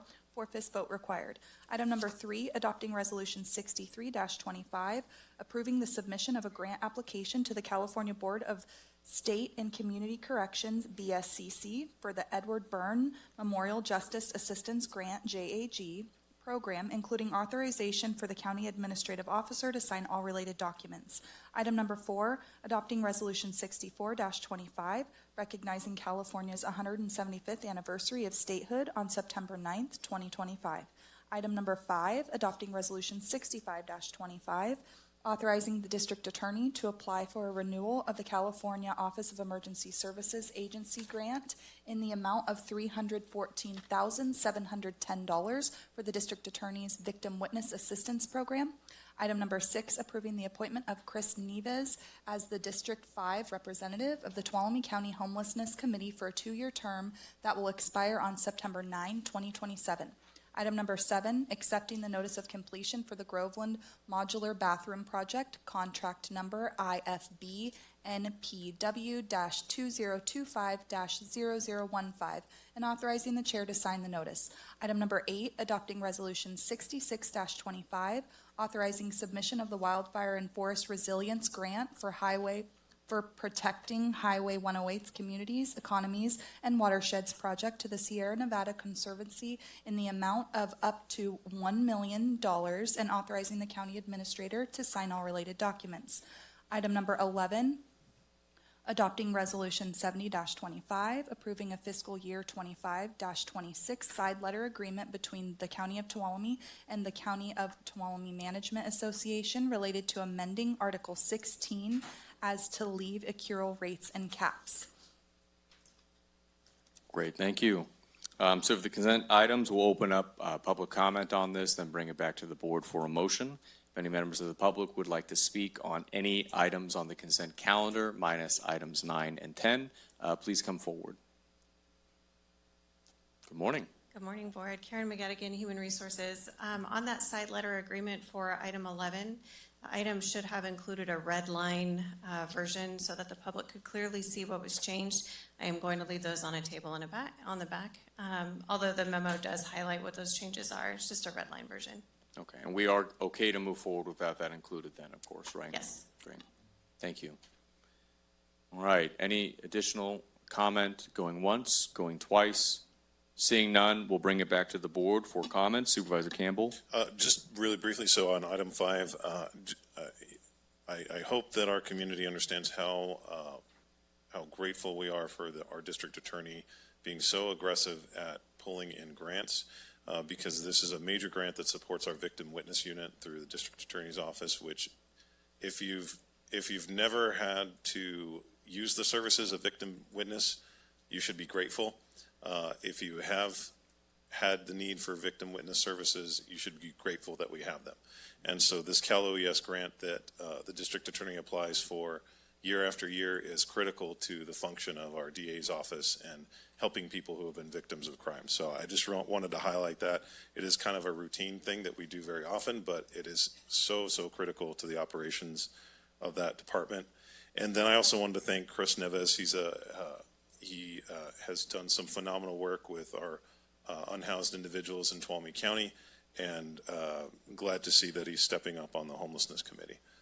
Happy to have his input on that committee. Wonderful. Supervisor Kirk? Yeah, thank you for bringing that up. I won't say anything more than I completely agree with you on item 5. And then on item 8, just again, we're going after another grant for resilience in our forests. Specifically, this addresses the 108 corridor. And as we all know, the 108 corridor is one of the only corridors in California that has not burned. So thank you all. Thank you, Caitlin, everybody in MSA who's working to just continue stacking success upon success. Hopefully we get the grant. And I just wanted to highlight that. So thank you. Supervisor Griefer. Thank you. What was mentioned earlier about our statehood, I appreciate that this is on here. It's important to recognize our history, so thank you for that. I echo exactly what my colleague said regarding item number 5. You said it very well, sir, that if it's a service you've never needed, thank God you've never needed it, but it's good to have it there. So I agree with that wholeheartedly.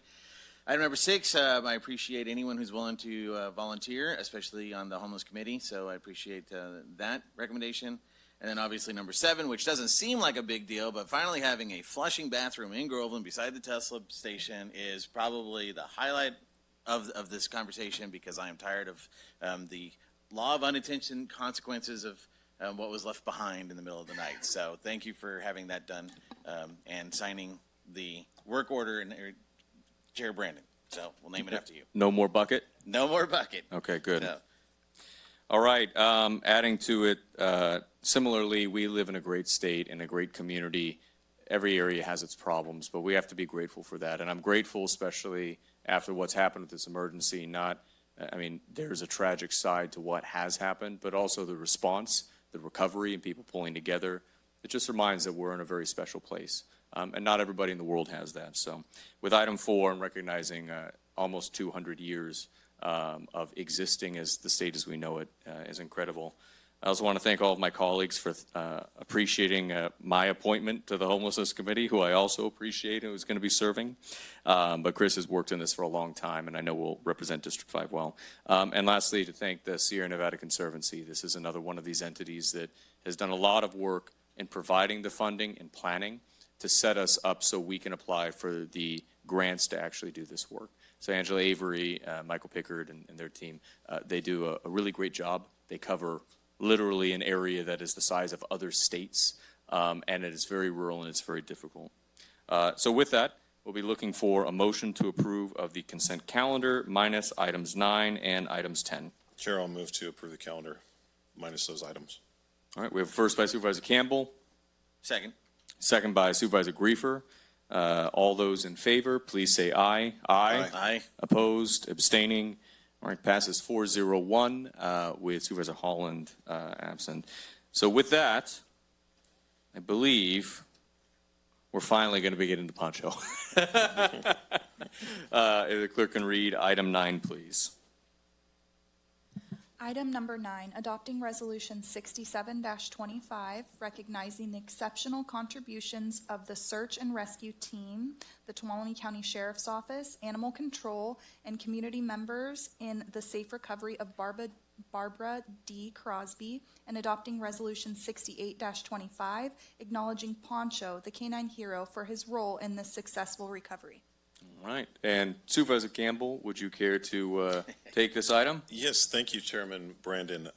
So we've had a hell of a week this past week in Tuolumne County, and it's important to grab onto positive things that happen in our community when they come to us.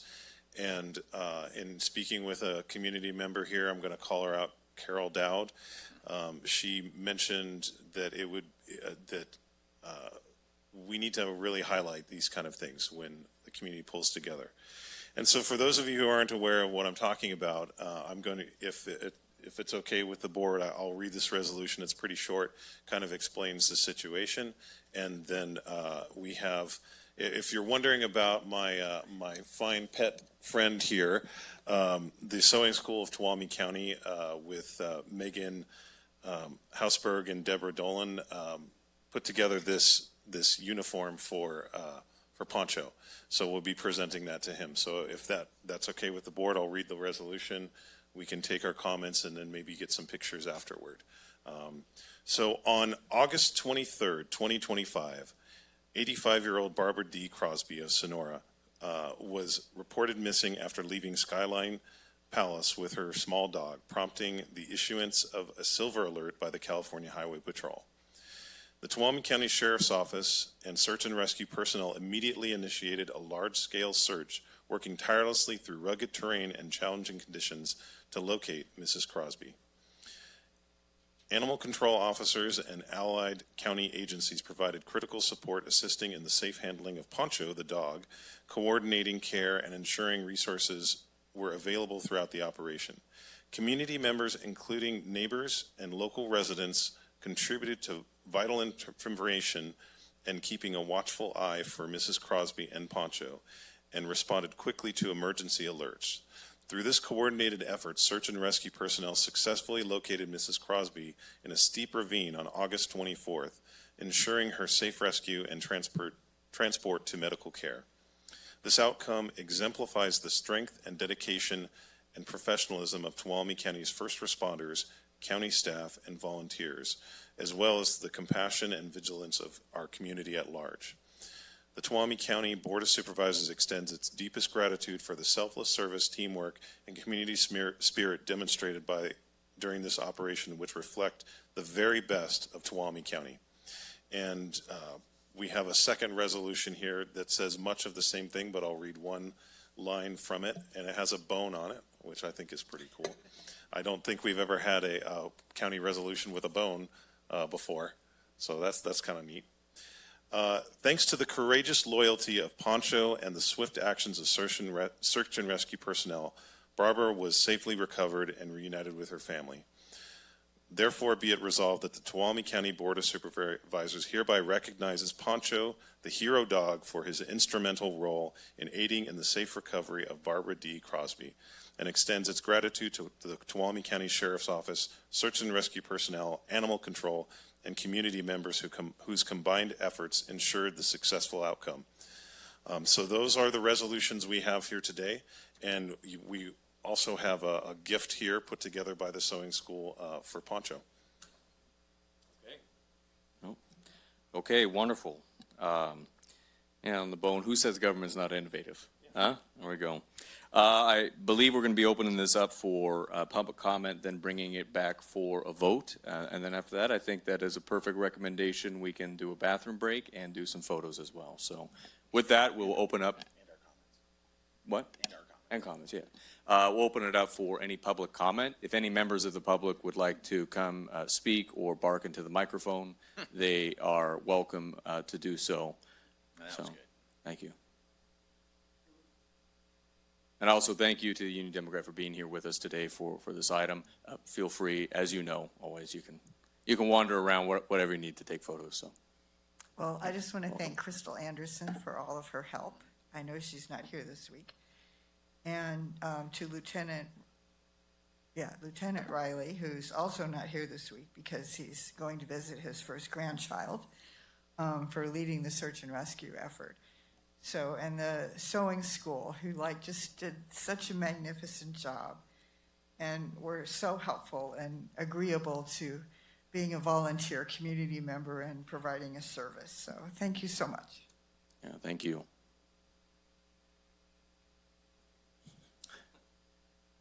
So my family, we just wanted to express our gratitude that the county all came together to help us. We really thought we'd lost my mom, so it means everything. Thank you. Thank you.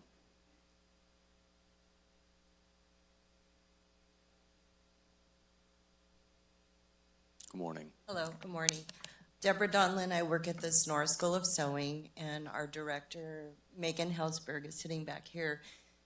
When Carol Boyd approached Megan, Megan didn't hesitate to draft the pattern. Our staff made the dog, and she sewed on the patch from the sheriff's office. And we just are happy and proud to be a part of celebrating Poncho's loyal and brave actions to save Barbara. He stayed with her the whole time, and we were so happy to hear the good news that Barbara was rescued.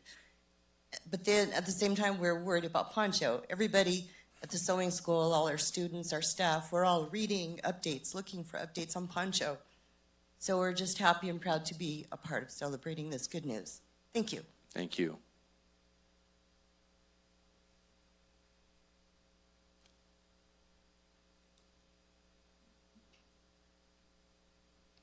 Sheriff, welcome back. Thank you. Thank you for having me back. Okay. I think I missed a little bit of the initial overview, but I would just like to say how grateful I am for the search and rescue team. And I just want to highlight a few names. Sergeant Matt Stewart, who does oversee our search and rescue team, sort of like a team leader, and we have several other liaisons that work very closely with our 30 volunteers.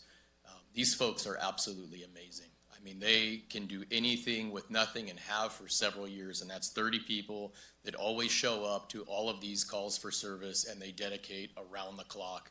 Oftentimes, they're spending their own money, time and resources that go into supporting these efforts. In talking with Ashley Bujikian, Jeremy Green, Grant Kutch, and Logan Rollinson, two of which are in here right now. Sergeant Matt Stewart, don't be bashful back there. And Logan Rollinson, one of our deputy sheriffs, also SAR liaison. These are folks that actually have boots on the ground with these volunteers that work throughout the night to coordinate resources. This was an unnerving 48 hours for our community. We had a lot of outcry of support from the community, all wanting to contribute in a variety of ways. And I can't tell you how grateful we are as an entire community, as a team, that we did have the best possible outcome. We're going to talk a little bit about Poncho here, but first I would also like to just talk about some of the partners that helped bring this to a successful outcome, and that is our Tuolumne County Fire, our Sonora City Fire, CHP Sonora, Manteca District Ambulance, who assisted in the rescue as well. Because we were feeling extremely concerned about the situation as it unfolded, as the clock keeps ticking, we did do a mutual aid request where Calaveras SAR, Cal OES, Marin County, and Nevada County Search and Rescue without hesitation answered that call for our assistance. We had to cancel that request shortly thereafter because of the successful outcome. And I know that we've heard a lot of narrative about Poncho, but I would also like to thank Mr. Brett Christopher, who is our principal at Somerville High School, who was attuned to the Lassie-like effect of Poncho, who caught the attention, was attuned enough to just know that that Chihuahua happens to match the description of another Chihuahua that we're looking for, and followed it back to that area, saw all the key components to the rescue, and reported it in without delay. We are so thankful for everybody. I just want to thank the Sonora School of Sewing, Miss Megan Hausberg and Deborah Donlin as well, and to our real watchdog of government, Miss Carol Dowd, for bringing this to the center of everybody's attention and highlighting the level of awareness that we need to have for Poncho. So again, another successful outcome. I can't thank our volunteers and community enough. This is something that's sustained completely by the community with a little bit of effort from the county government. But again, a big thank you to Poncho. He is the show today, and that is a good-looking patch and a good-looking vest. It would be my honor to make him an honorary member of the search and rescue team. Thank you. Great, thank you. All right. Still hasn't passed. I got to remind everybody, you're jumping the gun. I don't know how controversial are resolutions that deal with adorable dogs. I don't predict anything politically anymore. So with that, if there's no additional public comment, we'll close public comment and bring it back to the board for closing comments. Supervisor Griefer? Thank you, Chair. So that is, having a Chihuahua, that is probably the most relaxed Chihuahua on the planet. So whatever medication you're giving them, we'll talk afterwards.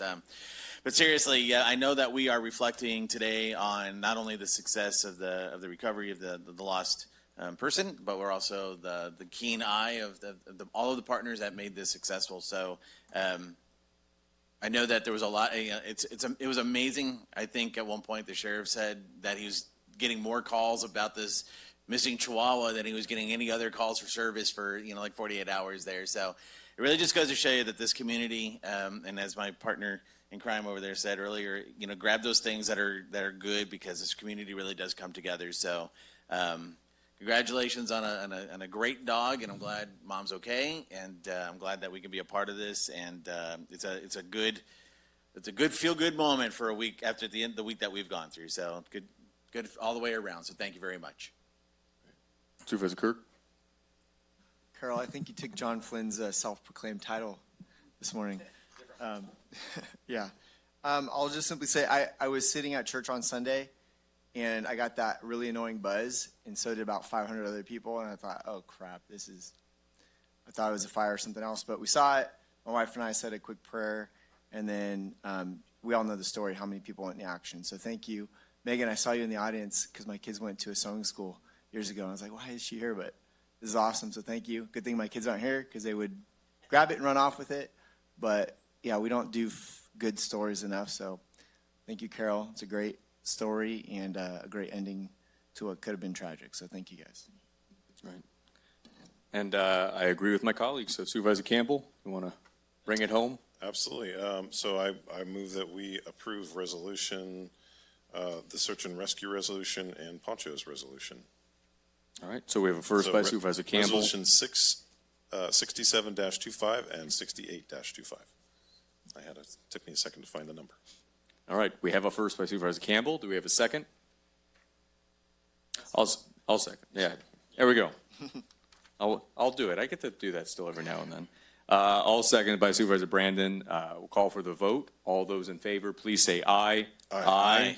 All those opposed, abstaining, passes 401. Supervisor Holland absent on that. So with that, it is 10:54. As a reminder, we do have a second proclamation we have to make. It is technically a second meeting. That's just an internal thing that we have to kind of separate out. That one's going to be at 12, but it should be relatively quick. So this will probably be the break until we get to that item. So let's come back and reconvene at about 11:05. All right, if everybody can take their seat, we're going to reconvene the board meeting. Just to clarify a comment if it wasn't clear, when we have that additional item that is a 12 a.m. or 12 p.m. appointment, we're not going immediately into that. That was for anybody if they were wishing to leave, knowing that that's probably going to be a quicker version, but that won't be starting until 12 p.m. So I believe we are into item 12. So with that, if the clerk can read the item for us, please. Item number 12, consideration of adopting Resolution 71-25, recognizing September 7 through 13, 2025 is National Suicide Prevention Week in Tuolumne County. Good morning, Chairman and members of the board. My name is Tammy Mariscal, your Behavioral Health Director. I want to thank you for supporting us in the recognition of Suicide Prevention Week, and to present this important county suicide prevention proclamation. His name was Anthony. He was 15 years old. Born to teenage parents, he was wanted, he was loved, he had family support, he was quite handsome, he was funny, highly intelligent, empathetic, great student, a quarterback with a cheerleader girlfriend. They were homecoming royals until one perceived failure was a catalyst. On September 9th, 1998, combined with an expression of disappointed parent, fueled the moment, and the following 90 seconds changed the course of countless people's lives forever. I will always wonder if what happened to you was the question that could have changed the outcome of that day.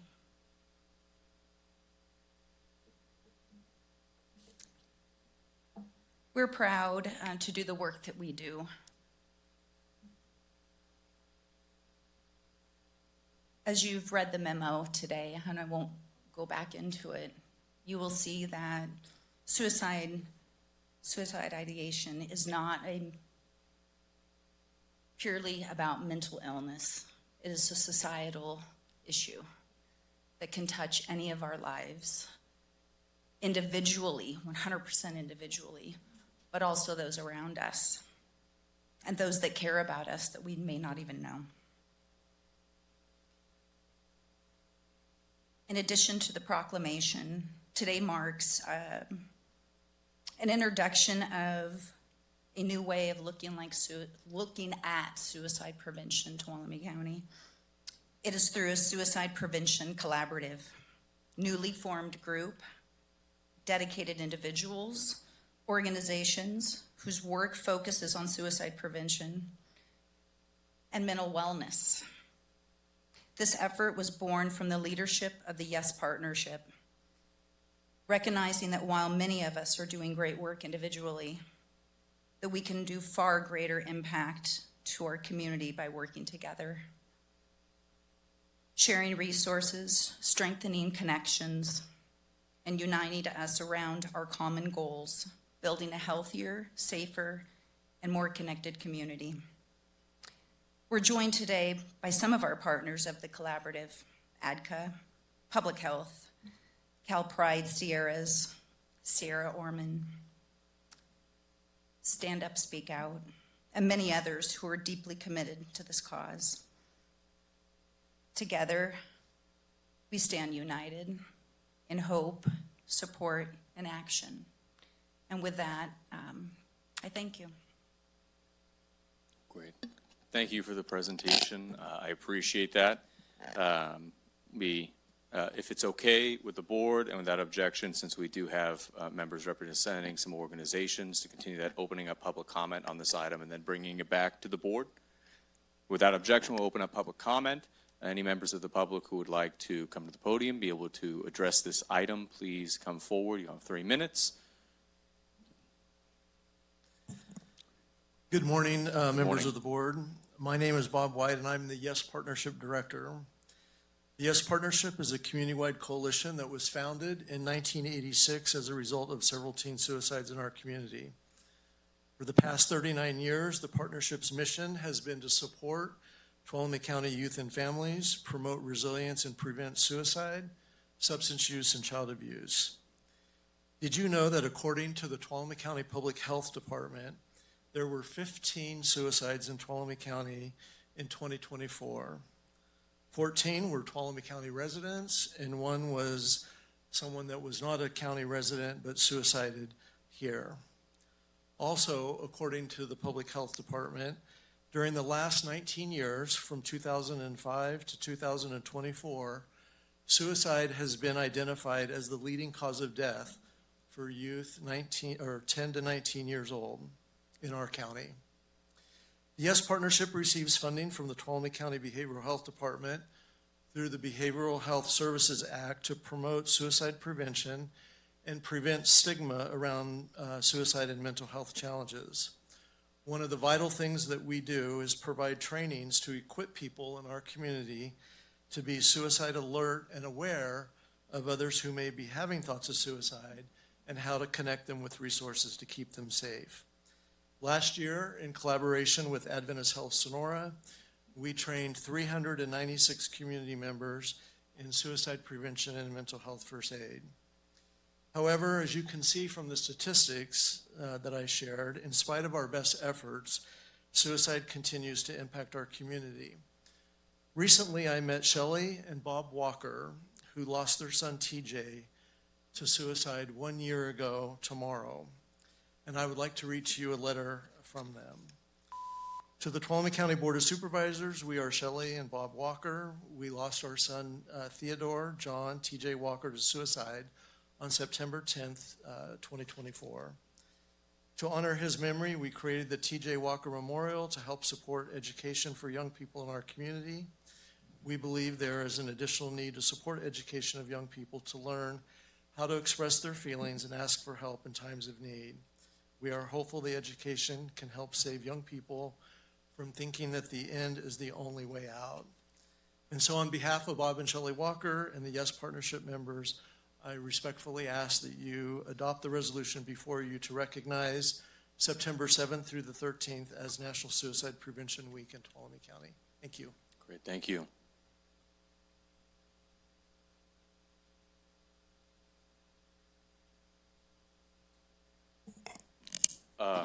One sec. Can we double check really quick? We've been told that there may be a significant delay or issue with the audio. We'll continue with this comment, but if we get IT on that or AV, that'd be great. Thank you. Hey, good morning. Good morning, Chairman Brandon and members of the board.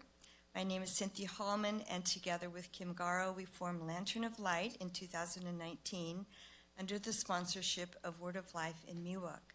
Lantern of Light is a faith-based suicide prevention nonprofit whose mission is to bring people out of the darkness of suicide into the light of God's love and hope. We do this by providing suicide prevention trainings to our community and our faith community. You might think, why would a faith community get involved with suicide prevention? To answer that, I'd like to share a quote from the premier suicide prevention organization, the National Action Alliance on Suicide Prevention. They state, in their day-to-day work, faith-based groups already contribute to suicide prevention by increasing hope, supporting emotional well-being, and fostering the development of positive social connections. Faith communities are also critical sources of support during challenging times. These groups can play an important role in identifying individuals in distress and helping them seek help. In addition, they can also support members who have lost a loved one to suicide, end quote. We're very happy to report that we have provided suicide prevention trainings to over 350 faith-based individuals from 20 different churches here in our county, and facilitated the training of people of faith in how to help someone who has lost a loved one to suicide. We deeply believe our faith communities can increase hope, support emotional well-being, and foster development of positive social connections. We're also dedicated to help our broader community as well as our faith community and our members of the Suicide Prevention Collaborative.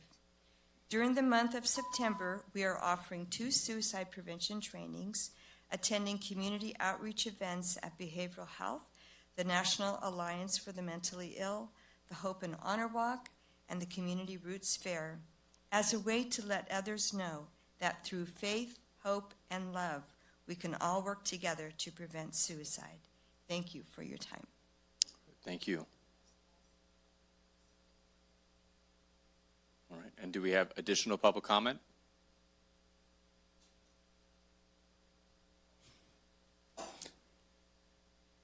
I will draw popsicle sticks with names on them if I have to.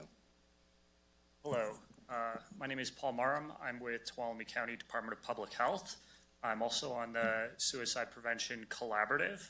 And I just wanted, we're going to be publishing our 2024 update to our suicide handout with new information. And I also wanted to speak about the strength of the collaborative and kind of my role in bringing data into it, as well as the partners in their work in their community. 2 numbers I just wanted to highlight. From 2021 to 2023, Tuolumne County had a suicide rate of 22.9 per 100,000. And that's more than double the state rate of 10.8. That ranks us 12th in the state, and it's a very high rate. Another number I wanted to highlight from that same period is that we're ranked 2nd in the state for non-fatal but self-harm and suicide attempt hospitalizations. And that both highlights kind of the size of this problem, but also represents all of those people are people who did receive help. And I think that's something that should be recognized. Thank you. Great, thank you.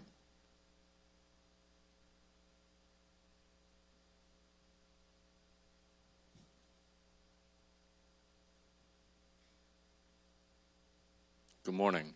Good morning, supervisors. Andrea Victoria Lisbon. I'm the chairwoman of the Board of Directors for Stand Up, Speak Up, Speak Out. Speaking today in support of the resolution you have before you. Stand Up was created with a mission. We exist to support at-risk youth by raising awareness, promoting prevention, and providing compassionate-based resources of hope and healing.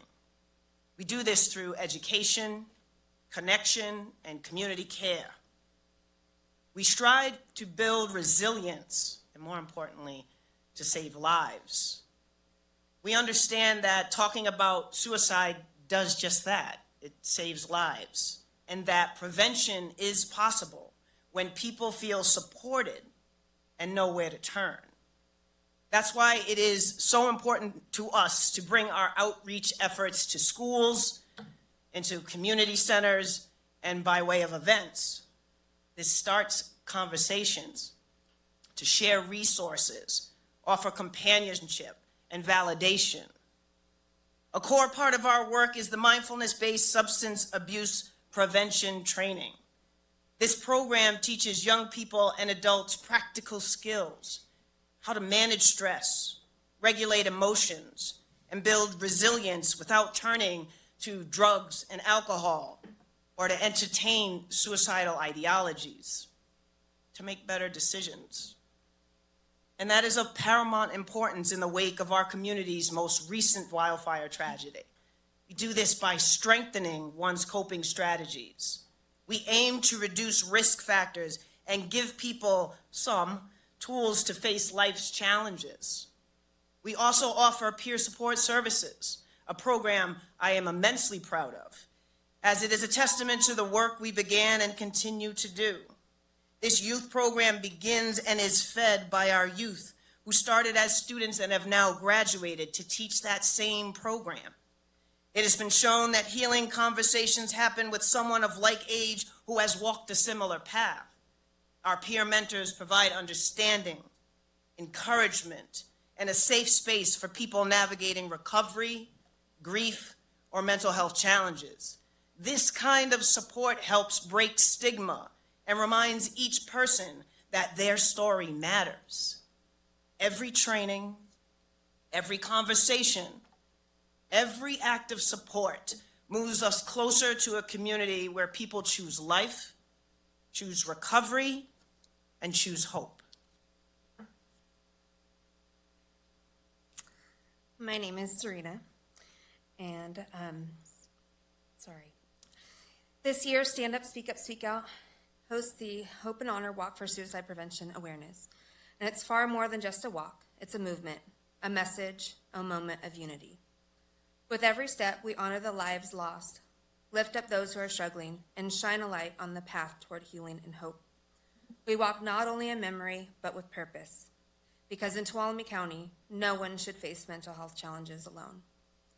This event is about connection, about community. It's a powerful reminder that when we come together, we create a network of strength, understanding, and support. We are not just walking, we are standing up, speaking up, and showing up for one another. Thanks to the dedication of Stand Up, Speak Up, Speak Out, and our partnership with American Foundation for Suicide Prevention Central Valley Chapter, we're bringing real change to our community. Through education, resources, and compassion, we're breaking the silence around mental health and giving people the tools to recognize warning signs and reach out with care. But we're not stopping there. Our chapter is a voice for advocacy, working hand in hand with lawmakers at every level to expand access to mental health care, improve crisis response systems, and make sure every voice affected by suicide is heard and valued. And the most important change? It starts right here at home. Whether it's connecting someone to the 988 Suicide and Crisis Lifeline, linking families to local counselors, or offering peer-to-peer support, AFSP and Stand Up, Speak Up, Speak Out are making sure that help is always within reach. So please join us for the annual Hope and Honor Walk for Suicide Prevention Awareness, September 13th, this Saturday, 9 to 11 at Courthouse Park. Together, we are turning hope into action and action into lives saved. Let's walk for hope. Let's walk for change. Let's walk for each other. Thank you. Thank you. We have additional public comments on this item.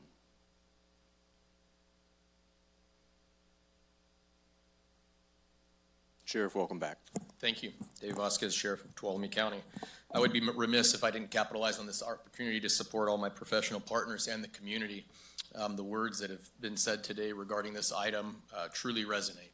So thank you for bringing this resolution forward. To illustrate and just support what all of my partners have said today is that we respond to approximately 40 calls for service specific to mental health crisis per month. That's a large number of calls for service specific to mental health crisis. This illustrates just the calls for service that we know about, where somebody thought twice or put enough thought into calling and saying, you know what, can we check on this individual? I haven't heard from him for a while, or there was some statements that caused concern. And in those calls for service when we go, I'm proud to report that in collaboration with our behavioral health partners, our crisis negotiators, we're batting 100% success on some of those for those incidences that we respond to.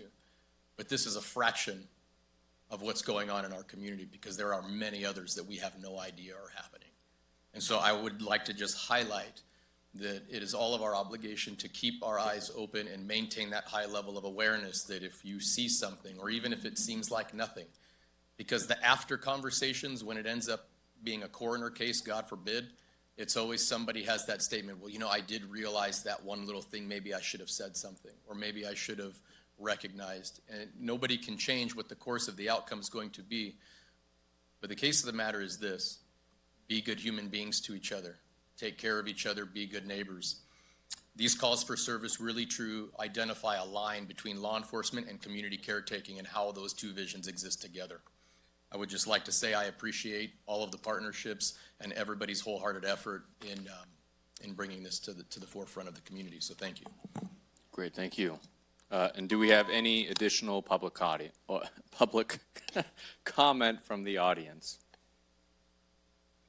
Audience, that's a new word. Okay, so with that, we will close public comment and bring this back to the board.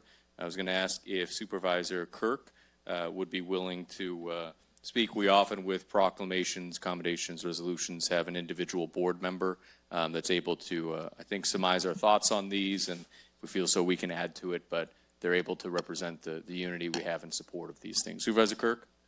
Well, the first Not to put you on the spot. I know I didn't tell you ahead of time. The first thing went through my mind. I tried to give you a lead time. It's all good. The first thing went through my mind is we need to have Andrea read these resolutions. She's probably the best speaker in the House whenever I hear her speak. So thank you, Andrea.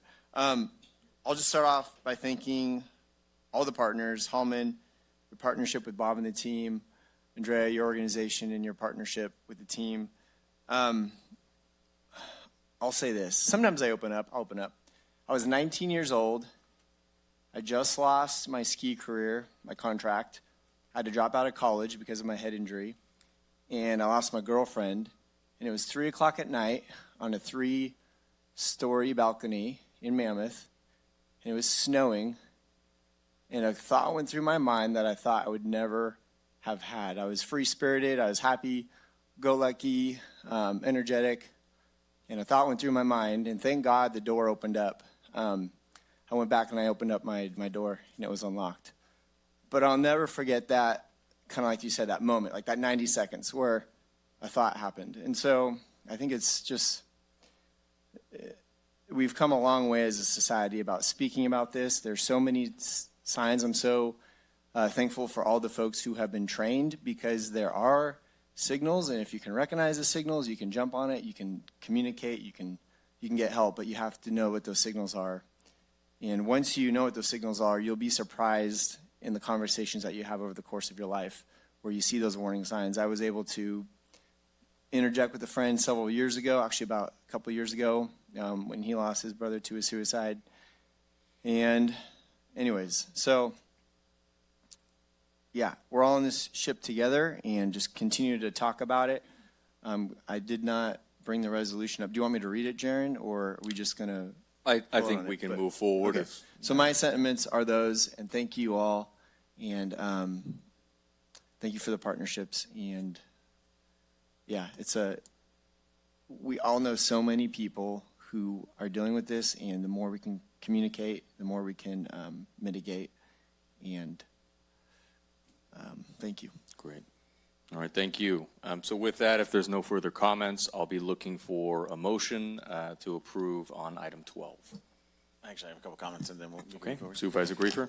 Very quickly, for those of you that are involved in this, in the suicide prevention and the work that you do, God bless you. It is hard work. It often goes unrecognized. It doesn't get a lot of the limelight that it definitely deserves. So I just want to say thank you. My prior law enforcement life, we've seen a lot of suicides, unfortunately. So any opportunity we can get that word out to shine the light, as you kind of mentioned earlier, ma'am, about just getting that out there is valuable. And then the last thing I just want to key on is, even though we're talking about now, historically, we see a large spike during the holidays. That's when it gets really difficult and tough for people. So if you see something, say something, reach out.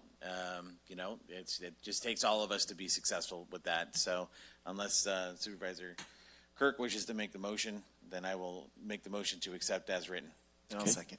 We have a first by Supervisor Griefer. We have a second by Supervisor Kirk. All those in favor, please say aye. Aye.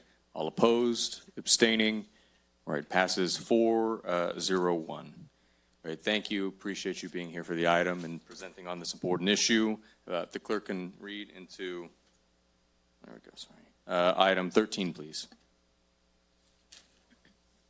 Item number 13, consideration of adopting Resolution 72-25, authorizing appointment of Wendy Hoffman Brady as a retired annuitant to perform duties of Assistant Health and Human Services Agency Director for the County of Tuolumne under Government Code Section 21224, effective October 5, 2025. Okay, welcome back. Good morning. Annie Hockett, Health and Human Services Agency Director, here this morning requesting that your board adopt a resolution for us to have Wendy Hoffman Brady continue employment as a retired annuitant with HHSA. Wendy has worked for the county for nearly 17 years, and she has opted to retire effective October 4th, 2025. She has agreed to hang in there with us.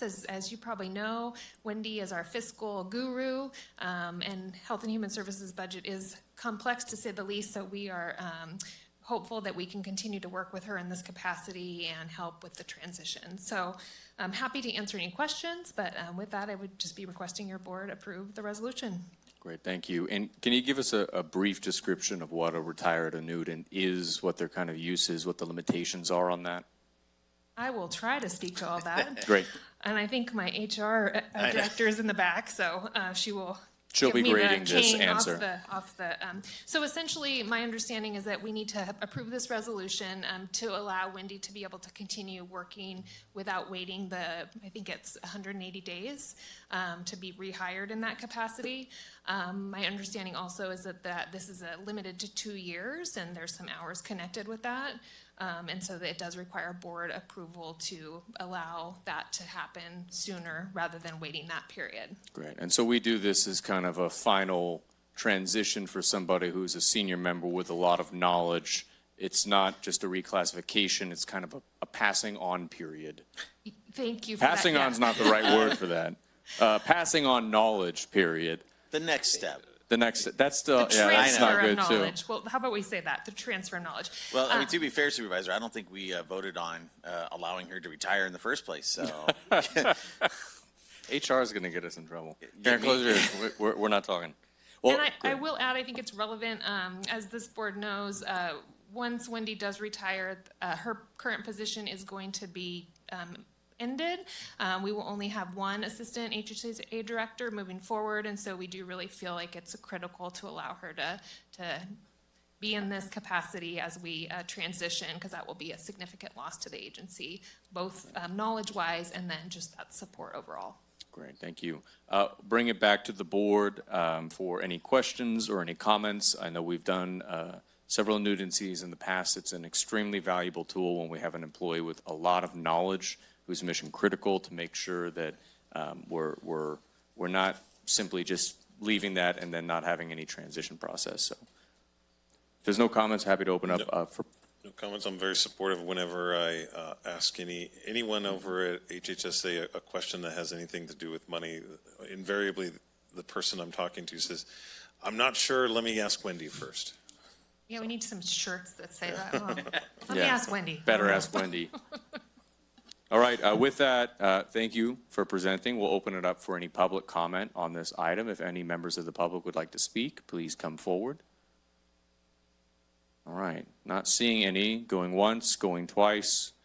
All right, we're closing public comment on this item. I'll bring it back to the board if there's any further discussion. Otherwise, I'll be looking for a motion to move on item 14. So moved. 13. Second. I heard Chris's thought. He's like, that's not right. Okay, we have a first by Supervisor Campbell, second by Supervisor Kirk on item 13. Call for the vote. All those in favor, please say aye. Aye. All opposed, abstaining. All right, passes 401 unanimously. Thank you. Appreciate it. Thank you. All right, if the clerk can read item number 14, we'll get set up for that. Item number 14, consideration of waiving the first reading of an ordinance amending chapter 15.20 of the Tuolumne County Ordinance Code, adding section 15.20.120 to adopt the 2025 Fire Hazard Severity Zone map and designate certain areas within Tuolumne County as moderate, high, or very high wildfire hazard severity zone, and scheduling a second reading of the ordinance for adoption on September 23, 2025. Great. Hello there. Welcome Again, Board, Dory Beast, Tuolumne County Office of Emergency Services, and I'm also joined by Chief Nathan Gorham, the Tuolumne County Assistant Fire Chief, and want to just present this to you. Included in the memo is a little background. I will say that one of the areas that we work on, and I also speak for the Board of your supervisors, your Fire Safety Advisory Committee that also had made some recommendations on that as your staff person to that. But I just wanted to generally for the public make a few statements. The Board of Forestry and Fire Protection is responsible for maintaining a fire risk reduction community list of local agencies located in a state responsibility area or a very high fire severity zone, which meet best practices for local fire planning, and that's under the Public Resource Code 4290.1. By qualifying for the listed local agency demonstrates both compliance with the board's requirements and dedication to fire planning that exceeds state minimum standards. The Department of Forestry and Fire Protection is required to prioritize local assistance grant funding applications from those local agencies based on that list. And so this particular list is new within the state of California, and the current application period for 2025 opened in July, on July 1st, and will be due October 1st.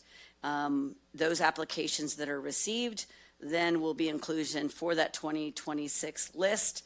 They only do this every 2 years, so this is the second time that this list has opened up for applications. We did not apply the first round and did not meet some of the requirements. We do meet those now. This is one of those requirements that we have to do. We worked on the ordinance, and County Council has signed off on that ordinance so that we can make sure that we can then add this to our application that would then be submitted in October. So, am I on the wrong one? No, so apologies. Appreciate that. No, so I was opening the links there and was trying to find, so it is in there. We had the map, we had, I think, a couple memos, but Correct. for some reason it kept opening up the memo and I was worried we didn't attach the ordinance to the item, so. Sorry, I've seen movement and That I was was- like, it's been a long week. Yeah, completely Apologies. understand. There it is, okay. It threw me off because it starts with it's not capitalized, so it looks like a continuation of the link, but anyway. Okay. Crisis averted. Okay, great. Appreciate the presentation. Is there anything additional to add? I just have the fire chief here with me. It is a formality, obviously, in order for us to do this. It is required.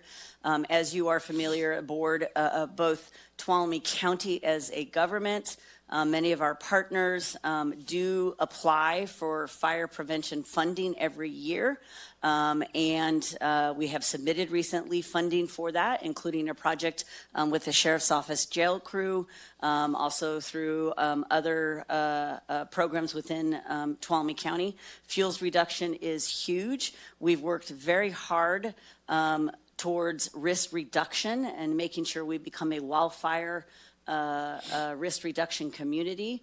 And I would hate for us not to qualify to be on that list that could be considered ineligible then for future funding. So currently, you don't have to be on the list to apply for funding, but in order to receive priority for those types of funding, we as Tuolumne County need to be on the list. This is that step. This is one of the requirements we have to have, and we have to show that the board has adopted this ordinance accordingly so that we can meet the requirements. We meet all the other requirements, and we will be submitting that application by October 1st, and this is one of those requirements. Okay, great. Chief, anything to add? Yep, I would say that from a Tuolumne County Fire Department perspective, we would be in full support of this. Great, thank you. All right, with that, we'll bring it back to the board. Supervisor Griefer? Oh, thank you. The only constituent feedback I got on this was there was a concern, I'm going to see if I can get this right, concern that by doing this, it would potentially give another reason to the insurance companies to raise rates, because it's stating to the world that we are high risk, et cetera, et cetera, et cetera. But my understanding, this is, like you said, this is kind of a check in a box. It's a formality, has nothing really to do with that. Yes, correct. And so many of you know we also, support the Board of Supervisors Fire Safety Advisory Committee. We've been working on the insurance issue. We understand that, and there's a lot of things that are changing with respect to catastrophic modeling. For the purposes of the map and the severity zones, that is not used as a determination for risk.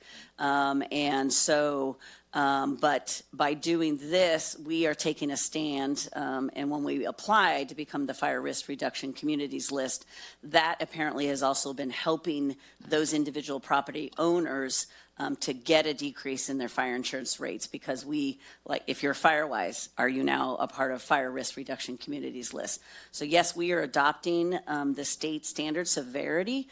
We have always acknowledged that. This is formally adopting that. And I personally don't see that's going to harm us in that, but because they haven't been using the severity zone as a part of the insurance. Just to, just to add, the government code does not allow the county to lower the severity level on these maps. This is a baseline. The county can only increase it. So in the preparation of the ordinance, we did incorporate the frustration of the county and constituents that the state did not give the county the discretion to lower those severity levels. And that was going to be, can you point that out in the ordinance? Because I was going through, I did not see anything listed in there recognizing that disagreement or intent. Those are the last couple of recitals in the ordinance. One starting on behalf of the county and its constituents. Section 5? No, in the recitals, the whereas section. Oh, so not the ordinance. That is a part of the ordinance. It's not the operative part of the ordinance, but it's the area where the county can insert its thoughts on what it's about to adopt or ordain. So we did want to draft that in there to express the frustration. Yeah, you stole my thunder. That's where I was going to go with that next. So, no, but I appreciate that. And like I said, I think people in our communities should know that, that the advisory committee that Supervisor Campbell and I sit on, we work on this, we work with fire, make sure that we're taking every steps possible. And although this does look bad, that we are saying, hey, this is a bad thing, it will help us out in the future. Thank you.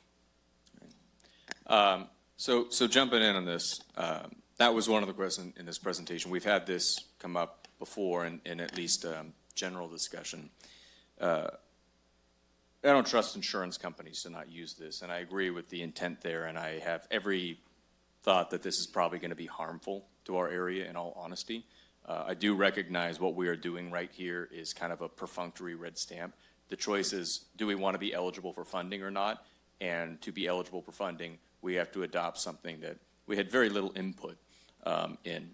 What I wanted to recognize, and I was hoping it would be in the operative section. So if you are looking through our ordinance code, even if it is an appendix, a vestigial language in there, that it is recognizing, say, since, again, the rim fire, fire has grown in severity over time. And yet, I think over the last 10 years, the last 5 years, between Cyril and the increase in fire station coverage, the equipment change, having the air attack, it does not recognize these ground conditions. I live in a community that is probably one of the best examples of that. Columbia is a huge state responsibility area gap. That is a problem. At the same point, compared to some of the other areas of county, I am in an ultra fire high designation at my house. I'm a block from a hydrant. I was next to, again, issues with it, but was on paper a fully functional fire station, still within a fully functional now CAL FIRE contract that we have, and an air attack base and a defensible space managed state resource with a horseshoe of Cyril around it and to the west of me a reservoir. I'm not saying it's not at fire risk. There is a substantial fire risk to the area, but is that an ultra high fire risk? That is much higher than, say, an area like Tuolumne, which is high, or even recognizing that within our county, we have, I think this reduces from 12 or 13% medium fire risk down to 1.7%. And so since these were first drafted to now, was it that the agency got it wrong and it is now correcting its maps from before?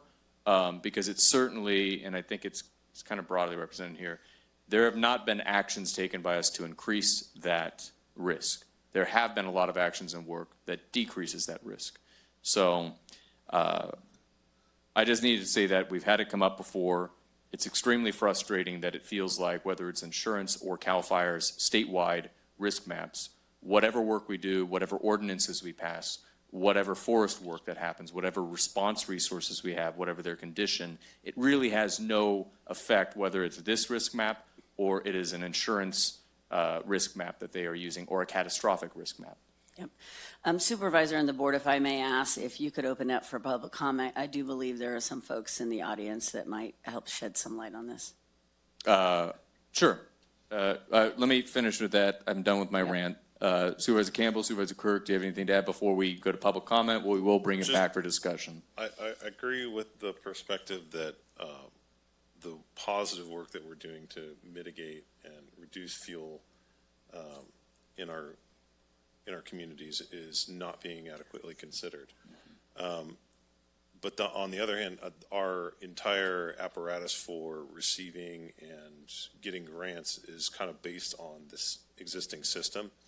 So if we don't want to proceed with approving things like this, then we have to come up with another way to fund some of these fuels reduction projects. And then the other thing I would say is that I kind of, having worked with people and from our county perspective in the insurance industry and kind of understanding where they're coming from, at this point, I'm a firm believer that they don't need anything from CAL FIRE or any kind of declaration from us to increase insurance rates in Tuolumne County. They're already doing it without any other kind of documentation. So I'm much less concerned, I'd say, about this negatively impacting our community in terms of the type of insurance that they could get. There's almost, I would be hard pressed to find it any worse, how it could get much worse now. So that's kind of where I'm at with it. I really sincerely don't think, and it's almost shows how little insurance industry cares about our community that they're going to increase rates whether we do anything, it seems like. And we have to have the governor, the legislature step up, and especially the insurance commissioner step up and support the counties, because we're the ones that are really suffering and the residents are the ones that are really suffering from this. So until somebody forces the insurance industry to play by the rules, I don't think any of the things that we're doing here is going to change one way or the other. I think I guess I got on my speak. soapbox a little bit too. I'm sorry. And I spoke quickly on that. I think you're right about insurance. I know in the housing issue sphere, a lot of legislations come forward to try and support affordable development, streamlining codes. SB 35 is one of the things that says, well, if you're in a high fire risk area, you're ineligible for funds on these other parts. So maybe we're looking at utility infrastructure or we're looking at housing funding. That's the worry for me, is the state is making some of these things increasingly inaccessible. So I recognize we have to do this for this level of funding related to fire risk, but no matter what we do, it won't reduce it. But the higher it gets, it's being treated the same as in a place that floods every 50 years, even though with fire there is something that we can do about it. And that's not applied, I feel like, to other disasters in terms of whether it's applied to. That's the money, I should be more specific, that I'm worried about. Is they ask, is it a high fire risk, ultra high fire risk severity area? The answer is yes. There is money that will no longer be accessible to us. And that's just very frustrating to me. So with that, we'll open up to public comment on this item. If any members of the public would like to come forward and speak, please do so. You'll have 3 minutes. If 1 minute beep, I think everybody's been here through the explanation before, so we appreciate that. Welcome back. Hi, I'm Rich London. I live up there on Incompetence. And in 2013, I saw the fire a quarter of a mile from me. It was only through the efforts of Naval Air Station Alameda's fire department that came all the way up here and said, we're going to save Competence. But if we reject the fire map and don't get the grants, we're not going to get anything. So I think that we absolutely have to go after the grants, and I applaud the efforts of OEC to do this. And that's the third time in 25 years that Competence has been threatened. And there's nothing left of Competence from 1919. It was burnt down completely in 1919. And we want the people that are in my neighborhood to have the same situation as they have over there right now over there in Chinese camp. Thank you. Great, thank you.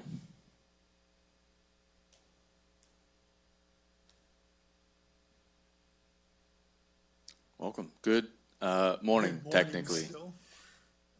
My name's Gary Whitson. I was previously the unit forester for CAL FIRE in this unit when the fire hazard severity maps were being brought out. Tuolumne County actually did get a chance to input into this, and there's something that I just want to make sure that I clarify to you.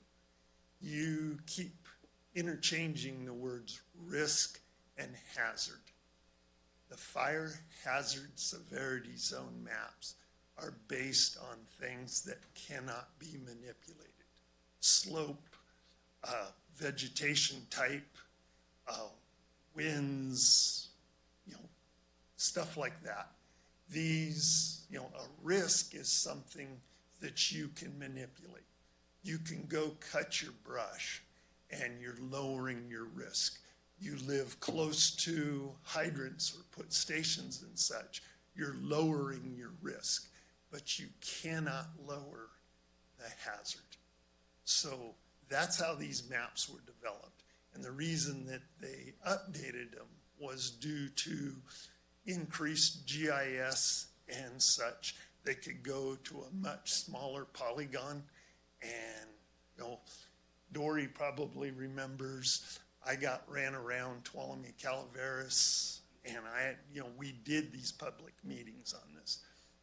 It's actually really important that you approve this, because what this will allow is it will allow you to get preference for grants and such to try to do fuels reduction. Thank you. Thank you. Do we have additional public comment on this item? Going once, going twice. With that, we will close public comment and bring it back to the board. I do feel like, of course, we're going to move forward and adopt this. Speaking out of turn on that, I would like to see, we have a section 5, I would like to see what is the whereas in the operational language of section 6. Reason being is when anybody is looking up this ordinance in the future, though staff may pull the original proposal, look through the whereas clauses in that, in our ordinance code, it will not be reflected in there. And there are many other sections where we have context within the ordinance code that is not inherently anything for action. I don't know if there's any legal issue with basically taking those last two whereases, pulling that in there, and then we would move to the first reading so that it is permanently in our ordinance code. As I mentioned, it's not legally operative. It's not necessary. I'm not sure if it may cause a conflict with anything else in that chapter, because we are adding one section to this chapter. And to be clear, it's not an operative statement. It is a contextual statement within it. I mean, it's not meant to interfere or interact in any way with any other portion of the ordinance. Well, the chapter, if I'm not mistaken, may relate to more than just the maps. And adding a recital at the beginning of a chapter that may cover other topics, but having a recital that only is limited to one section at the very end, it may cause a little concern. So maybe I'm not understanding what you mean. If we want to take a quick review before the board. Well, I'll say it's 15.20.120, which is very specific to the fire severity zone maps. I'm not suggesting putting this at the beginning of Title 15. I'm saying that this would be added after Section 5 as a Section 6. A key question in this, too, is if there's any other interest on the board. I know that this is something I brought up every time. I want it to be something memorialized in there that the way it is calculated, even vegetation type and type shift is a real thing with what happens to an area.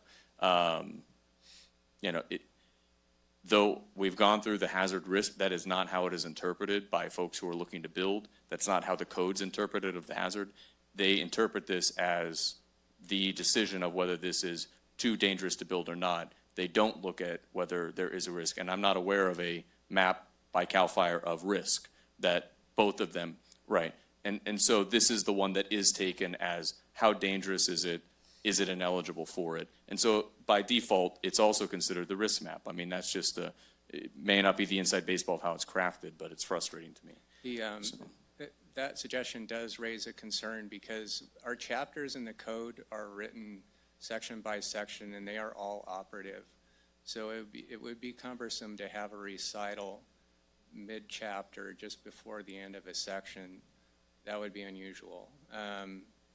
So I'm just suggesting that because it would vary how our code reads. So we may want to take a minute. If that's going to be the board's direction, we may want to take a little time to have a better response. Well, so let me interject, then I'll bring it back. If there's not any support for that on the board, we can move on, and I'll be looking to entertain a motion to move forward. I'm not hearing anybody jumping out of their seat on it. So with that, I think if we're finished with any discussion on this item, looking for, I believe, a motion to approve the recommendations in item 14. So I'll make that motion. Okay, we have a first by Supervisor Campbell. Second. All right, we have a second by Supervisor Griefer. All those in favor, please say aye. Aye. All opposed, abstaining. Sounded like unanimous, 401, Supervisor Holland absent. Thank you for presenting. You didn't cause this, so it's just a frustration. All right, so we are at 11:59, almost 12 on the button. Looking at our agenda right now, we do have what I think will be a quick item for 15. We do have a closed session item as well for 16 and 17. So what I would like us to do is to go into item 15 quickly. Then we will be able to adjourn and reconvene in the 12 p.m. appointment, correct? Mm-hmm. Yes, we could recess the meeting before we go into closed session and have the special meeting. Yeah, that's what I just said. Okay. Yeah, we would adjourn and go into the special meeting at 12 p.m., cover that topic, and then we would be able to recess and go into our closed session. Is that good? Okay, so with that, we'll move into item 15, if the clerk can read the item. Item 15, consideration of approving an employment agreement with Cody Thompson as the Agricultural Commissioner / Sealer of Weights and Measures and Air Pollution Control Officer for a 4-year term. Hello. McGettigan, Human Resources. The retirement of our former Ag Air sealer of weights and measures. When she retired, we had that vacancy. We did open an external competitive recruitment, and your board conducted those interviews and negotiated an agreement with Cody Thompson. We have before you his agreement for a 4-year term. The agreement reflects range 102, step 1, at $66.2090 an hour, or approximately $137,714 annually, with all other benefits as outlined in the Executive Confidential Compensation Plan. And Mr. Thompson is here today.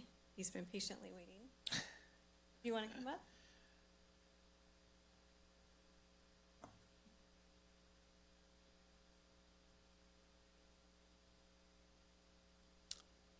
Welcome back. Thank you. Like I said, I always prepare, so I actually have a little statement piece here. Good morning, Chair Brandon, and members of the board. For the record, my name is Cody Thompson. I want to thank you for considering my appointment today as the Agriculture Commissioner, Sealer of Weights and Measures, and Air Pollution Control Officer for Tuolumne County. If appointed, I pledge to lead with transparency, integrity, and accountability. My goal is to ensure that the work of these offices is conducted openly and in partnership with both the board and the public. I truly care about Tuolumne County, its people, and its land, its future. And I am committed to serving the community with dedication and fairness. I really, really, really look forward to coming back. Thank you for your consideration. Great, thank you. All right, I will bring it back to the board for any comments or discussion. Supervisor Campbell. Well, I think you're going to do a great job. Yeah, we're looking forward to having you. It's an extremely important position, and you wear a lot of hats, and so we think you're going to do fantastic.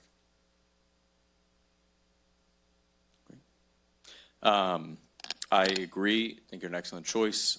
So welcome back. A couple meetings in that too, but I appreciate you deciding to take this leadership opportunity in Tuolumne County.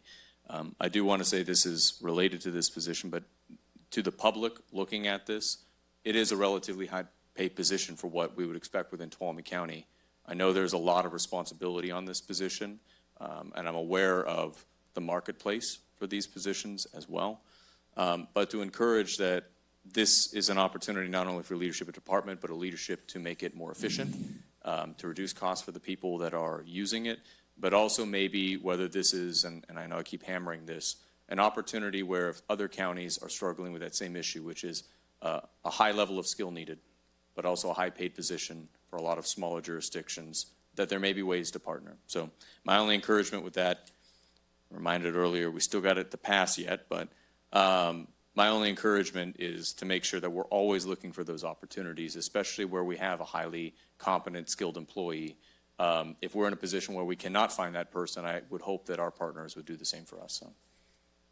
All right, with that, we'll open up public comment on this item. If any members of the public would like to speak, please indicate so and come on up. Good afternoon. Yes, it is. Good afternoon. So I'm always kind of astounded when people give up and make a personal pledge and commitment to their responsibilities to the job. And I think he should have the job because I tell him this at every meeting. He is the best dressed man in the room. And he looks better than some people that sit up there at the dais. So I really appreciate the respect for the position that he brings to this room. Great, thank you. Do you have any additional public comment? All right, seeing none, we'll close public comment. And with that, I'll be looking for a motion, if there's no further discussion, to approve on item 15. I don't have any further discussion, but I do want to make a comment. Just thank you. I know that position is very hard to fill, and I was going to comment that you have a great beard, so way to dress apart. But I will gladly move forward and make a recommendation. All right, we have a first by Supervisor Kirk. As a connoisseur of beards, I second Supervisor Kirk's comments and his motion. I don't think we're in the same league. No. I think all of our facial hair put together wouldn't be like 10% of what you got rocking there. We have a first by Supervisor Kirk. We have a second by Supervisor Campbell. All those in favor, please say aye. Aye. All opposed, abstaining. All right, passes unanimously with Supervisor Holland absent. Welcome aboard, and congratulations, and thank you for being so patient all day, too, because it took us a while. All right, so with that, we're going to adjourn the 9 a.m. September Recess. Oh, recess, okay. We're going to recess that meeting. We are going to then flip to the other page. All right, so we're going to reconvene the former board meeting that we're just in, which is the same board meeting, the September 9th, 9 a.m. meeting. And if the clerk can read the items for our closed session, items 16 and 17 together. Item number 16, closed session, conference with labor negotiators, Roger Root, interim county administrator, Liz Peterson, deputy county administrator, Karen McGettigan, human resources director / GRIS manager, and Deb Schuman, human resources manager. Authority Government Code section 54957.6, all bargaining units. Item number 17, closed session, public employee appointment, Authority Government Code section 54957B1, interim county council. Great. And to council, do we expect a report out on either of these items? I don't believe so. We need public comment. Yes. Okay, so without any report out on that, we'll open it up for public comment on items 16 and 17. See, we don't have quite the audience that we had at the beginning of the meeting, as per usual there, but if any members of the public would like to speak to items 16 or 17, please come forward.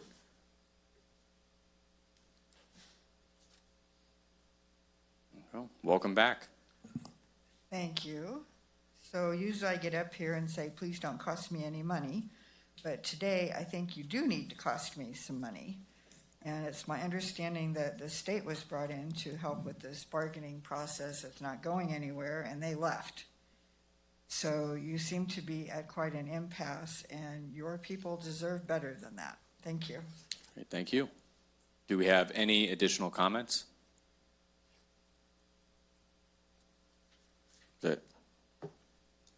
No. All right. Yeah, I wasn't sure. Going once, going twice. We'll close public comment on that. We do not expect a report out for items 16 and 17, so we will adjourn to closed session for the remainder of the board meeting at 12:13.